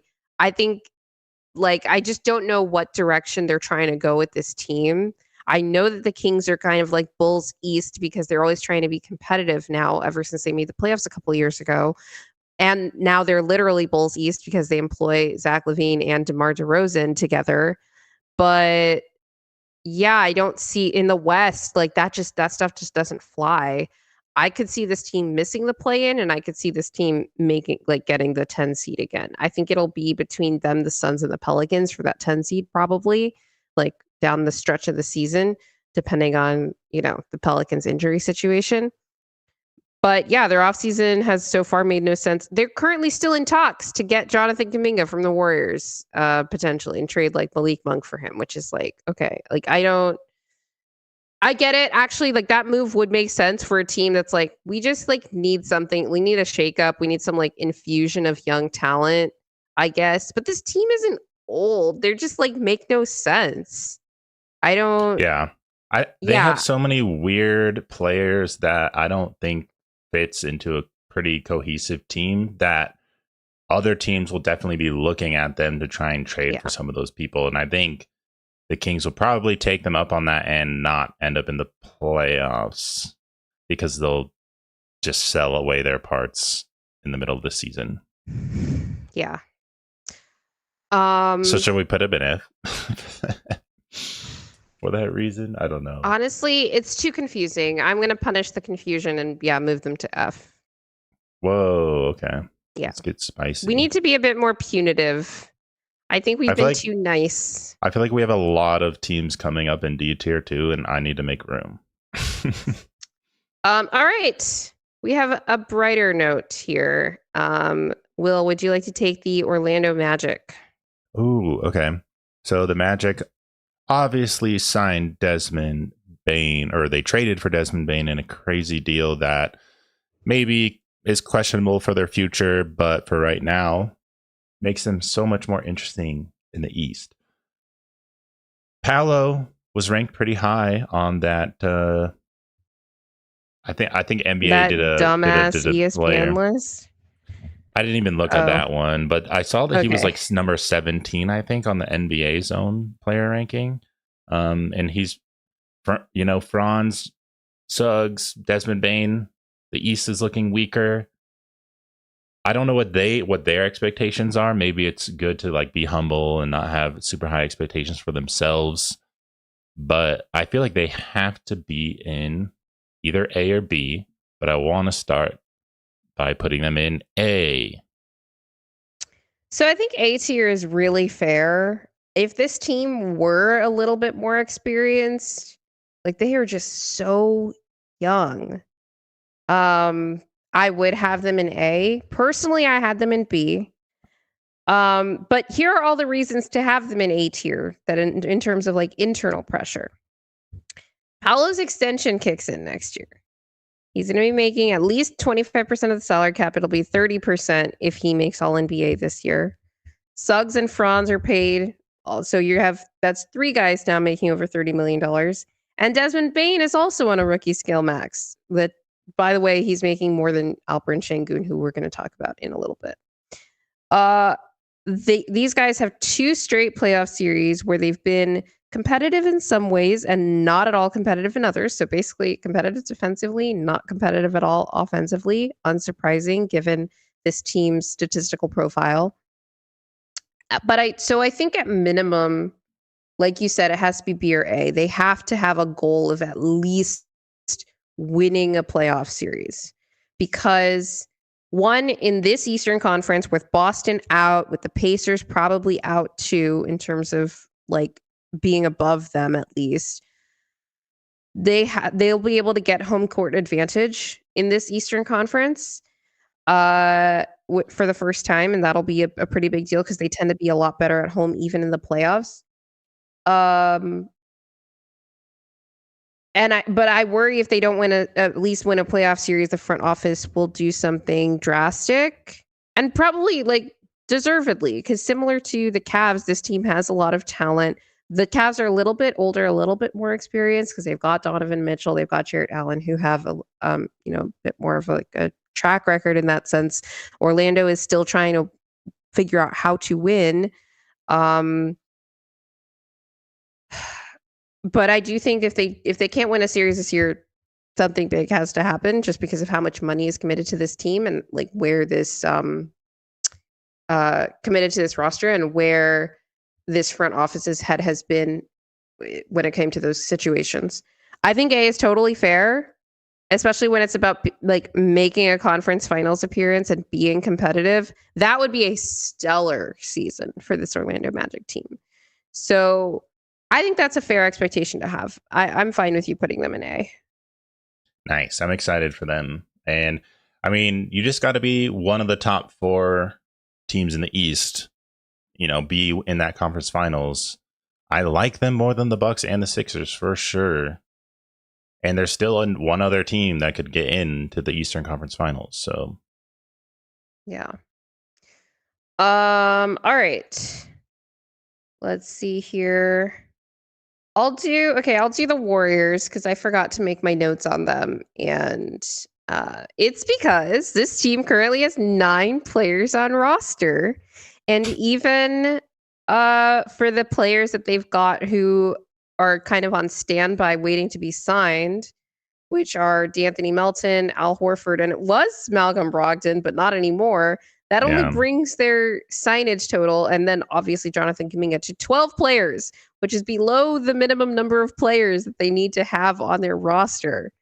The Warriors are a hot mess right now, and it's kind of a crazy situation to be in at the end of the summer with training camp starting in 5 days. 5 days? Friday, Saturday, Sunday, Monday, Tuesday. Training camp starts in 5 days. Media days in 4. Can you imagine if this Jonathan Kuminga situation is not resolved by media day? The Bay Area sports media are going to absolutely eat them alive, rightfully, because they haven't figured out what they're going to do yet with a player that they should have traded 2 years ago and 1 year ago and didn't, and now aren't willing to pay a long-term deal, which is what are we doing here? So because of that and some of the news that have come out about the veterans kind of getting a bit restless, not just the ones who haven't been signed yet, but the ones who are on the team being like, what are we doing, guys? Probably Steph is like, hey, my brother, Seth Curry is the other one who's waiting. Still not enough to get them to 14 players, by the way. Steph is probably like, hey, guys, my brother's waiting on his contract. What are we doing here? It's just not a good position to be in, to have these guys waiting to have this situation resolved. It's not a good situation with Jonathan Kuminga. Now, even if you get him to stay on the kind of deal you want. It's a bad locker room vibe. Even like I can't even talk about the roster stuff because they don't have one. Okay. So I could have been a little bit higher on this team. I like everything in me wants to place them above the Lakers, who we're going to talk about next, but I just can't. They were a play-in team last year, and now they have this weird ass summer.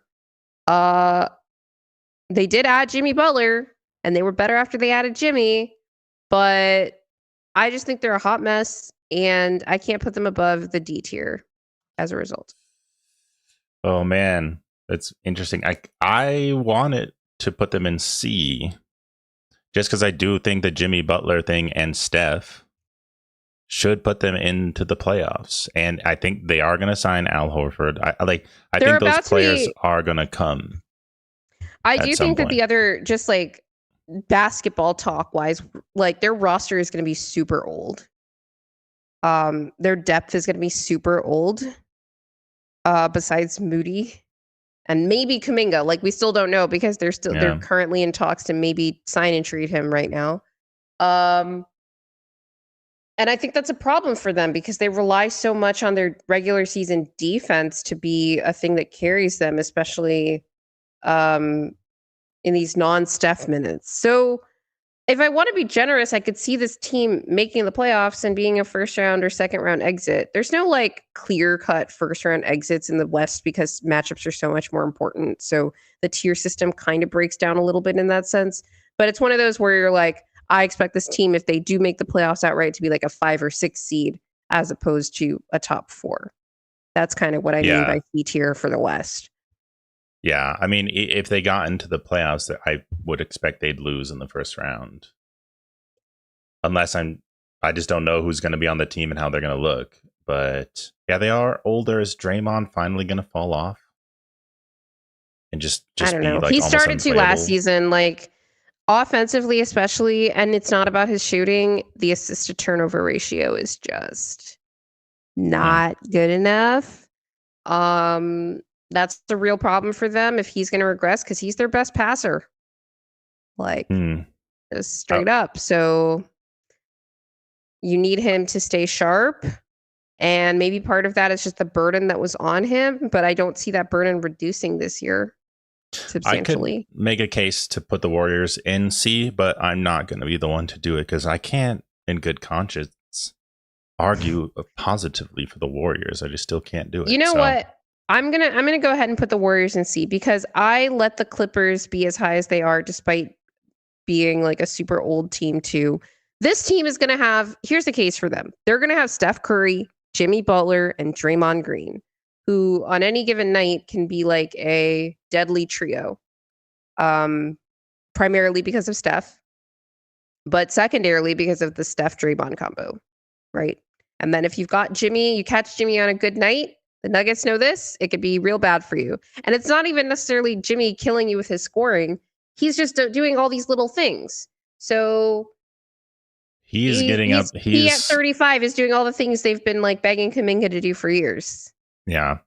He could fall off at any second though too, but I think he'll be okay. He's going to miss some games with injuries, but like he's like stays out of the way. He's like a low mistake player, right? Jimmy is. So they're not going to have punch, but I like the floor is not going to fall out from under them, except in the non-Steph minutes, right? Yeah, like, always, right? I like them at C, to be honest. And I mean, they could miss the playoffs again, but I think they could with Jimmy and Steph. I think they benefit from the Grizzlies fall off for sure. But I think my thing with them is I'm disappointed because I want to put this team above the Lakers, but they're probably going to end up at best in the same tier. So I think C is fine. Okay, Will, why don't you take the Lakers? All right. Man. I just still feel like the Lakers are not that good, and LeBron, I feel like, is not going to be good. So let's start them in C. Because obviously with Luka, if he's looking better, they're gonna make the playoffs. I think it would be shocking to me if they didn't. That'd be quite a failure. Yeah, that would be kind of crazy to me too. I think they make the playoffs. Like they have a fully healthy team. It's just I don't know that their team is really that good. Yeah, I think they've got a pretty hard floor of making the playoffs. I'd be pretty surprised. Even if they make the play-in, they won't be lower than like 8. And I wouldn't expect them to be lower than 7, to be honest. But their ceiling for me in terms of seeding anyway is 5. Like I just don't see them being better than the Nuggets, Thunder, Wolves, or Clippers. Maybe the Wolves have another weird regular season and the Lakers can sneak in above them again, which is what happened last year. The Lakers were ahead of them.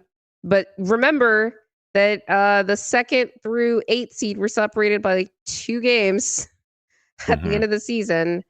So every one of these matchups is going to be really important. So we're going to have another great season in the Western Conference where every night these games are really important for seeding at the end of the year. Just because every playoff team is like going to be really pretty close to each other, except for maybe the top 3.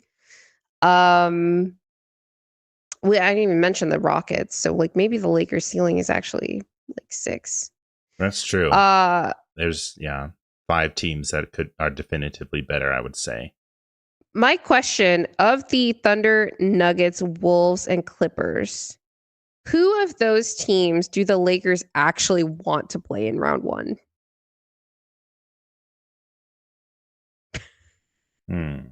I feel like they'd want to play the Clippers. Yeah, maybe.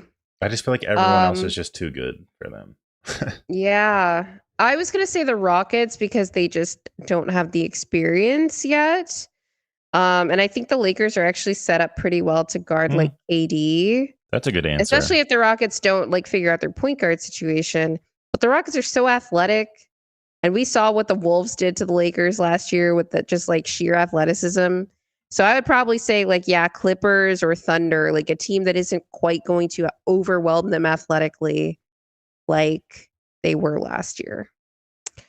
All right. Speaking of the Rockets, I have them B tier right now.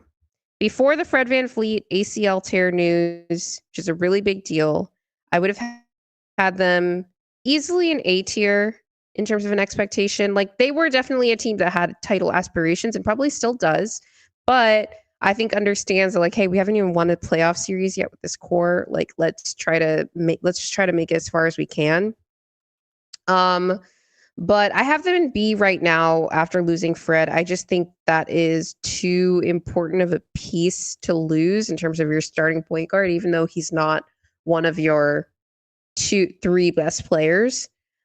Just because he kind of makes everything work. He's kind of like the Rockets' Mike Conley. Does trading Jalen Green for KD indicate that this organization has title pressure? Because I would say, yeah. I actually think no. Like KD is a Hall of Famer, generational player. Like KD's definitely wanting it. I think, but KD also wanted to go to the Rockets. Like I think it was opportunistic. I think Houston as an organization wants to win the title. But I don't think this is like a title or bust type year. Because if it were, they'd be like scrambling to solve this starting point guard situation. I think they're still in kind of not information gathering, but like advanced development mode for guys like Amen, Şengün, Jabari. Obviously, they got enough information on Jalen Green and decided he's not a part of our future. They trade him for Kevin Durant. But they traded Jalen Green for Kevin Durant. Like, I don't think they lost much in that deal. It's not like they traded for KD like the Suns did when they gave up Cam Johnson, McCall, and all those first round picks kind of thing. It's more like, yeah, they want to win, but they're not like crazy pot committed. Like they could pivot easily, even if KD starts to regress, because their sort of asset base isn't dependent on him being like a valuable, potential trade asset or whatever. And I should note he hasn't yet been extended with the Rockets, but I expect an extension to get done. Like that was part of what the reporting around KD getting traded somewhere, is that he wanted wherever he went to be willing to extend him for like a couple years or whatever. It's also been reported that he is not necessarily seeking a max, which another great freaking deal for Raphael Stone at the Houston Rockets if he's able to extend KD for less than his super max or max contract. Because the Suns were paying him $55 million a year at almost 35% of the salary cap. Yeah. Yeah. He probably should command a max still, even though I mean, look at LeBron. Yeah, he should be So, getting, I think that KD is pretty easily like a 30% max guy. 35% is tough because that's what Jokic makes, for example. That's like what Tatum makes. Like guys, you're like, this is the hub. This is our superstar. He races the floor for us every single night. KD's not that guy anymore. But yeah, 30%, like this is our all-star. Like he's going to make the all-star game. He's going to score 25 points a night, whatever. Easily. Yeah, but I don't think that Houston is super pot committed. Like I think that they could pivot, which is why I think they haven't necessarily decided, like they're not freaking out about the Fred VanVleet thing right away. Like they're going to wait and see, which is also why I have them in B tier. Because I think that their own expectation is like, we're going to like see how far we can get. That might change mid-season if it's like a total disaster and they're like, we have to solve this point guard situation right away.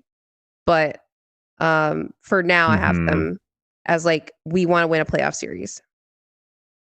I think, if there are teams in the second round, like if they play the Thunder in the second round, they're not making the conference finals, I would say. And you can get one really, really elite team and your chances of getting there is out. And I wouldn't, give the Rockets the edge in the playoffs in that scenario, especially since they lost Fred VanVleet. So right.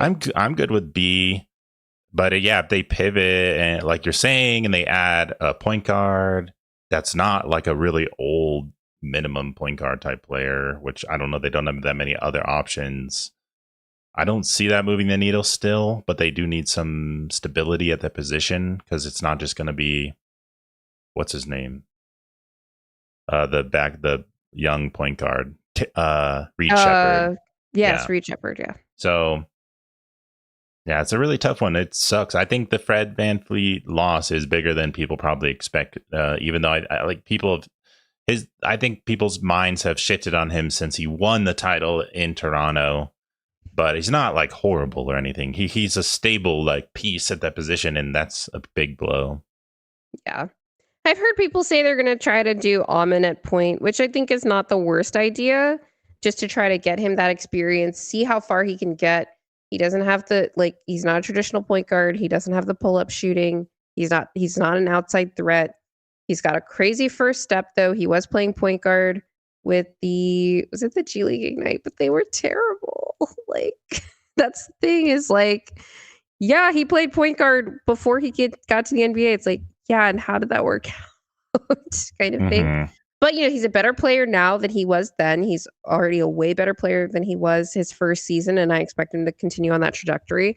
That's, like, super scary for the league if Amen Thompson is just, like, starting point guard caliber. Doesn't even have to be amazing, but just, like, good starting point guard with his athletic traits, and they can play him at the one, be gigantic at every position, and then KD is over here playing off of Şengün, and everybody's chemistry just clicks. That's a scary team. And so I think Houston is like, let's just try to see where we can get with this upside play and then reevaluate, in a couple months. All right. We have the Detroit Pistons next. Why don't you take the Pistons and I'll add. Okay. Pistons made the playoffs finally last year. That was pretty sweet. Who did they add this year? They got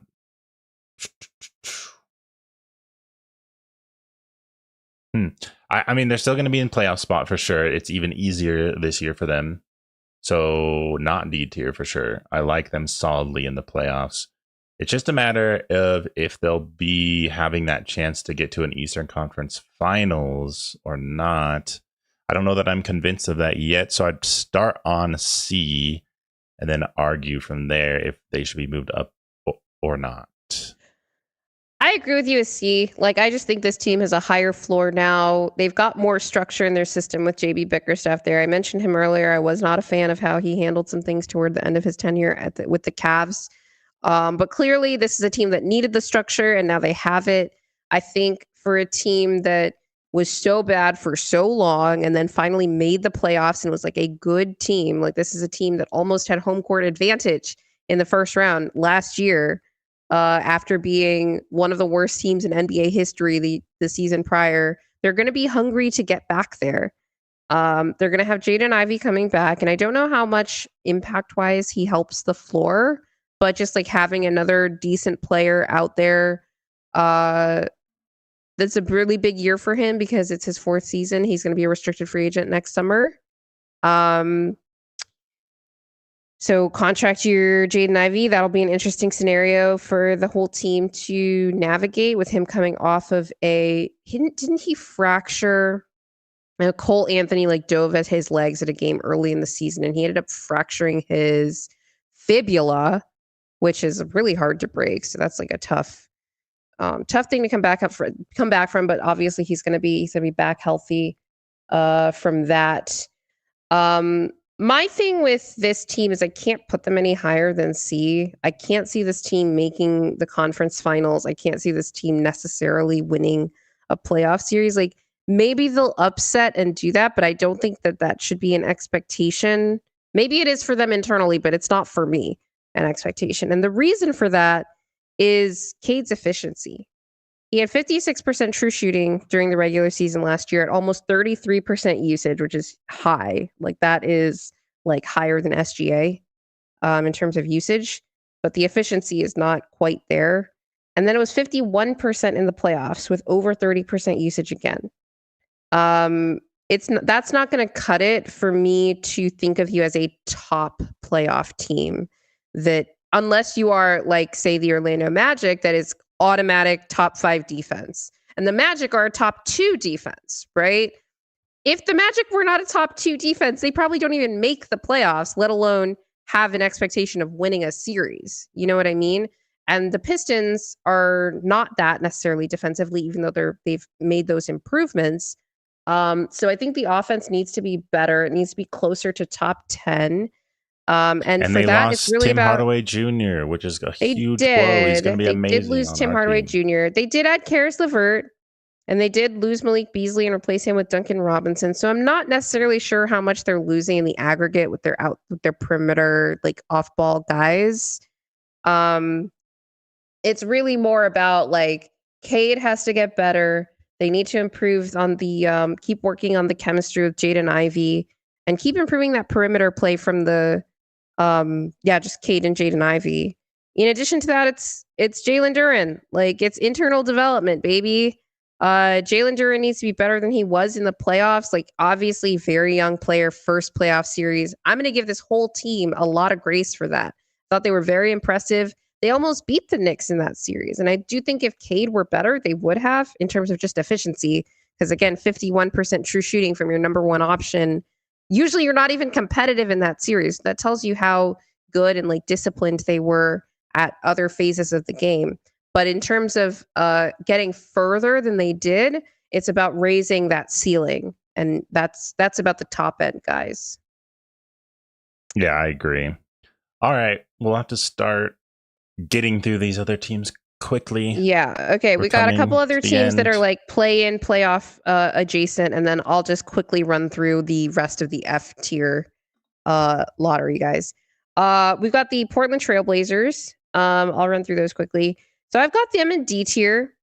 I think this team's goal is the play-in, like it was toward the end of last season when they were trying to make that final push, but they just didn't have quite the juice after a really, really, really rough start to this last season. I had this team actually in my F tier last year. And I remember right before the season started, I got in a bit of a not an argument, but a little spat with friend of the show Matt Moore about the Portland Trail Blazers, and I was defending them, and I was very happy with how they acquitted themselves in the second half of last season. So I hope that they are able to continue that. They added Hanson Young, and Donovan Clingan is probably going to be their starting center after they waived DeAndre Ayton or bought him out, whatever. Yeah. So I think their defense is going to be insane, actually. Like they might be like they might look like the Orlando Magic next year, but their offense is substantially worse. But I could see this team as a top 5 defense. And then the question is like, where's the offense going to come from? Scoot Henderson has to take a step forward. Their guard room is weird because they added Simons. Drew. They lost Simons. Their shooting is like highly suspect. So they might look like the Orlando Magic last year, which was it's a good comparison. A top 3 defense and like a bottom 5 offense, which could be interesting in the Western Conference. I don't think defense alone wins you as many games in the West as in the East, though. Yeah, which is why I have them in. Yeah, which is why I have them in D tier, because I think they want to try to make the play-in. I think play-in is a perfect range for them, for sure. And if they exceed expectations and make the playoffs, that's great for them. That'd be kind of shocking. This Northwest division is getting ridiculous. Like, we don't need any more good teams. I need them to just be a play-in team. Yeah, but I like them solidly in there. Like, they're not an F team at all. Yeah. All right, and then Will, why don't you take the Spurs? Okay, Spurs lost CP3. What's the effect of that going to be? Because he really did have that vet stabilization, especially for that position that's so important. Only one season with them, which was interesting. The guard room's a little weird. There's already questions about Fox, even though I like Fox. Like, I don't know what's going to happen after they, just went through this recent draft.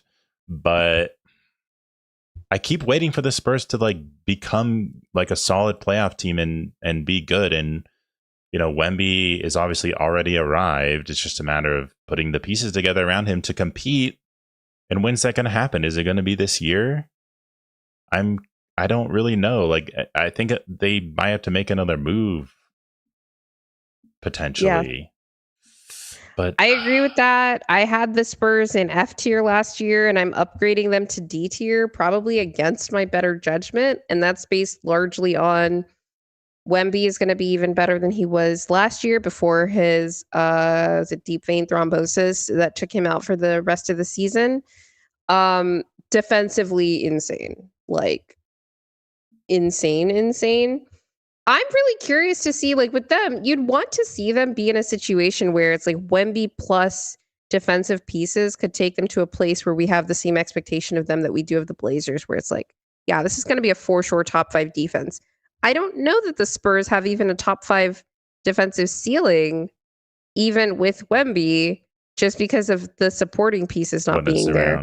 And then offensively, I'm like, I don't know. Like, I don't know what Wemby's going to be offensively next year. Is he still going to be very perimeter dependent? He doesn't have CP3 there to kind of organize the offense, get him the ball. Is it going to look more like his rookie year offensively, just in terms of how disorganized everything was? Pop is no longer the head coach of this team. Like, we didn't even talk about that as a potential factor. Maybe Stephon Castle is going to be a more efficient player than literally one of the least efficient players in the entire NBA his rookie year. And he did that while winning Rookie of the Year, to be fair, because he was so good defensively and was putting up points. Right. But was it like 45% true shooting or something like that on pretty high volume? That's not great. But I'm with the second year, could that go up? I don't know. But I'm going to upgrade them mostly because of the Wemby leap. I think that's their expectation. And this is like based on more their internal expectation than my own personal, like where I expect this team to be. I won't be surprised if they miss the play-in again. I do think if they miss the play-in again, they have to like make other changes. They can't just be relying on all these lottery picks to transform the team anymore. I like this. I like this Yeah. comment from Diz where he's saying they have so many point guards and other teams could be desperate for them, so they could make a move in the season that could push them up. I just don't know what they would want or could get unless it was like They trading Fox, point who guards. Yeah, that's the thing. Is like Fox is the only one that I could see another team like wanting in terms of like, wow, we're desperate for like a guy that can help us right now. You're like, yeah, like and Stephon Castle's not in a point where he can help another team right now. Dylan Harper, not necessarily either. We'll see. He was pretty good. He looked pretty good at summer league, but I like don't have a high opinion on rookie point guards. Um, who is the yeah, other? What's going on with Jeremy Sohan? Is he going to get extended this summer? I don't know. Like, I don't. Other weird things. The 2022 draft class. Most of them are still. Most of the ones that I expect to be in the NBA in 3 years are still waiting on extensions, including our guys, Peyton Watson and Christian Brown. So, a lot of questions there. All right, let's just quickly run through just the last couple of F tier teams that were F tier last year and continue to be F tier. Got the Brooklyn Nets. They've got their picks. They used all of their draft picks this last summer, which is crazy. Taking 5 draft picks. They traded for MPJ. They're in tank mode. Maybe going for AJ Dibansa or one of the boozers in the next draft. Yeah, they're tanking. oh, the Boozer Bowl. Yeah, Boozer Bowl. Maybe that's the next caption. We had a comment about that. Yeah. Yeah, so they're firmly in F. The Washington Wizards continue on their tank. They started to do some things last season. But I expect them to get rid of vets by mid-season if they start to win too many games. Please, Chris Middleton, come to Denver on a buyout. We will absolutely get you another ring if you do that. The Charlotte Hornets continue to be the Charlotte Hornets. The only bright spot I see for that team truly is this kid, Con Knipple, who was I loved him in Summer League. He just knows how to play and is just good. Like he's just good. I think he actually would have been way better served going to a team that has competitive aspirations, but obviously he was too good, went too high in the draft, and the Hornets took him. And maybe he'll help them, just be a more competent basketball team. That's a lot to expect of a rookie, though. But it is the Eastern Conference. Would I be totally shocked if like LaMelo magically had a super healthy season and then the Hornets make the play-in? No, because that's what everyone's been predicting the last few years, but LaMelo can't stay healthy. Like Adder, the Hornets have the best all-white squad since the 50s. That's has to be excluding Europeans, probably.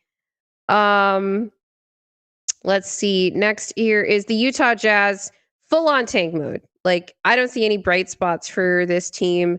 They drafted Walter Clayton Jr. in the middle of the lottery, and I feel so bad for him that he is stranded in Utah. They drafted, not the middle of the lottery, the middle of the first round, I should say. They drafted Ace Bailey, obviously, in the lottery. They took him with their, I think, number 5 pick in the draft. He doesn't want to be there. He just fired his agent for helping him end up in Utah. That's a whole different story. I just think the vibes there are super off. They're way too young. They don't have the top end talent besides Lauri Markkanen, who had a really down season last year, but then looked awesome in Eurobasket. So who knows? But the problem is the players around him. I don't know if he's going to be super motivated to even play more than 50 games this season. Yeah, those are. Oh, the other thing, this was news that just dropped right before the show, is that the Jazz are apparently not planning to extend Walker Kessler this summer, which is insane. They're going to let him go to restricted free agency. This restricted free agency thing is getting completely out of control because now it's seeping into players that are like, no, like this is a player you want to keep who's actually good that fits into any system. This isn't Jonathan Kuminga situation with the Warriors where he hasn't been able to fit in. This isn't Cam Thomas where it's like shooting guards are no longer valued as much in this NBA. This isn't Quentin Grimes where it's like, again, shooting guards are not as highly valued. Plus that shooting guard and like wing room in the Sixers is pretty full. This isn't Josh Giddey who wanted like over $30 million, or he ended up getting his 30 million, by the way. But just like a little bit less. It was like 28. That's crazy. Was it 28 or 25 that they gave Josh Giddey? I don't remember. Also, the Chicago, the Chicago, I don't know what the Chicago Bulls are doing. This is Walker Kessler, who is coveted by several NBA teams who could use a starting caliber defensive center who can protect the rim and rebound. And the Lakers, boy, they're honed in on him. And the Jazz want to take him to restricted free agency and try to squeeze him. There are going to be more teams that have cap space next year, by the way. I don't know if any of them would want to spend the cap space on a player like Walker Kessler. Maybe they'd be wanting more like upside talent. But we've seen in the last couple of years, when teams have cap space, they tend to spend it on role players. Unless you're the Sixers and you want to give Paul George a 4-year max extension. So maybe the Jazz are playing with fire here. I think they are. I don't like it. I hope the Walker Kessler like gets paid somewhere because he's a good player, like just straight up. And this one doesn't make any sense to me. Maybe they'll change their minds before the rookie extension deadline. But yeah, that is it for the F tier teams. Anything else you want to add, Will, before we sign off? No, but we're missing some teams still. Oh, the Hawks, Bulls, and Raptors. I'm so sorry. I totally skipped them. The Atlanta Hawks. Okay. They are moving to... do we move them to A tier? Just because it's the East? Like, everybody loves the Atlanta Hawks. The Atlanta Hawks, like, everyone loves their offseason. It was a good offseason. But we have to remember the baseline that this team is starting from, which is they lost in the play-in to the 10-seed Miami Heat. Okay, in a season where everybody but Jalen Johnson was largely pretty healthy. They did add Kristaps Porzingis. They did add Nickeil Alexander-Walker. I think that's a big deal. I think their defense should be better. But I don't think this is like a top team in the East. They're probably like, I'm okay putting them in A or B because they're probably like Orlando Magic tier, where it's like, you should probably try to win a playoff series. But they have more experience than the Magic, so I'd be okay putting them in A, similarly to the Magic. Let's put them on a prove it B tier. Yeah. Yeah. The other two teams that we missed are teams that were in D tier last year, and for me remain in D tier, where it's like your ceiling is play-in, and that is the Bulls and the Raptors. The Bulls they traded everybody and then won the same number of games that they did the last 3 years running, which was like 40 or 41 games. Made the play-in and lost in the play-in. The Toronto Raptors, however, added Brandon Ingram at the deadline. They already have Scotty Barnes. They have Emmanuel Quickley, who has had issues being able to just stay healthy and stay on the court. Maybe those guys are able to figure out some kind of synergy there. They've got the talent. They're kind of like Pelicans East, except without the outside of Emmanuel Quickley, without the terrible injury luck. Where you're looking at it and you're like, wow, this is a really talented roster. They should be able to make at least the play-in. But in the East, this is a team that should have a playoff expectation, but I don't have that expectation of them. So for me, they should have an expectation of play-in, and maybe make the playoffs as like a 7 or 8 seed. Yeah, I think those two are pretty easy to go with. So do we have every team? I feel like we do. We didn't miss anyone. I think that's everybody. Then, I thought we'd have more Western teams higher in like A. It's more like teams got bumped down because they're in the West. Yeah, like there's 2 teams from each conference in S, 1 team from each in A, and then the B is like which one of those teams is going to actually push into the conference finals, and it's like kind of up in the air. Yeah. I like this. I like this too. All right, so this is our NBA. This is our NBA 2025-26 season expectation tier list. If you've made it this far in the stream, we really, really, really appreciate you guys. Please remember to hit the like button, hit the subscribe button, and the notification bell so you don't miss any episodes. Leave us a review on Spotify, Apple Music, Amazon Music, or anywhere you get your podcast. And follow us on socials. All our links are in the description. And always remember that winning is fun and losing sucks. Don't be an F tier. Don't be an F tier. Just don't be an F tier.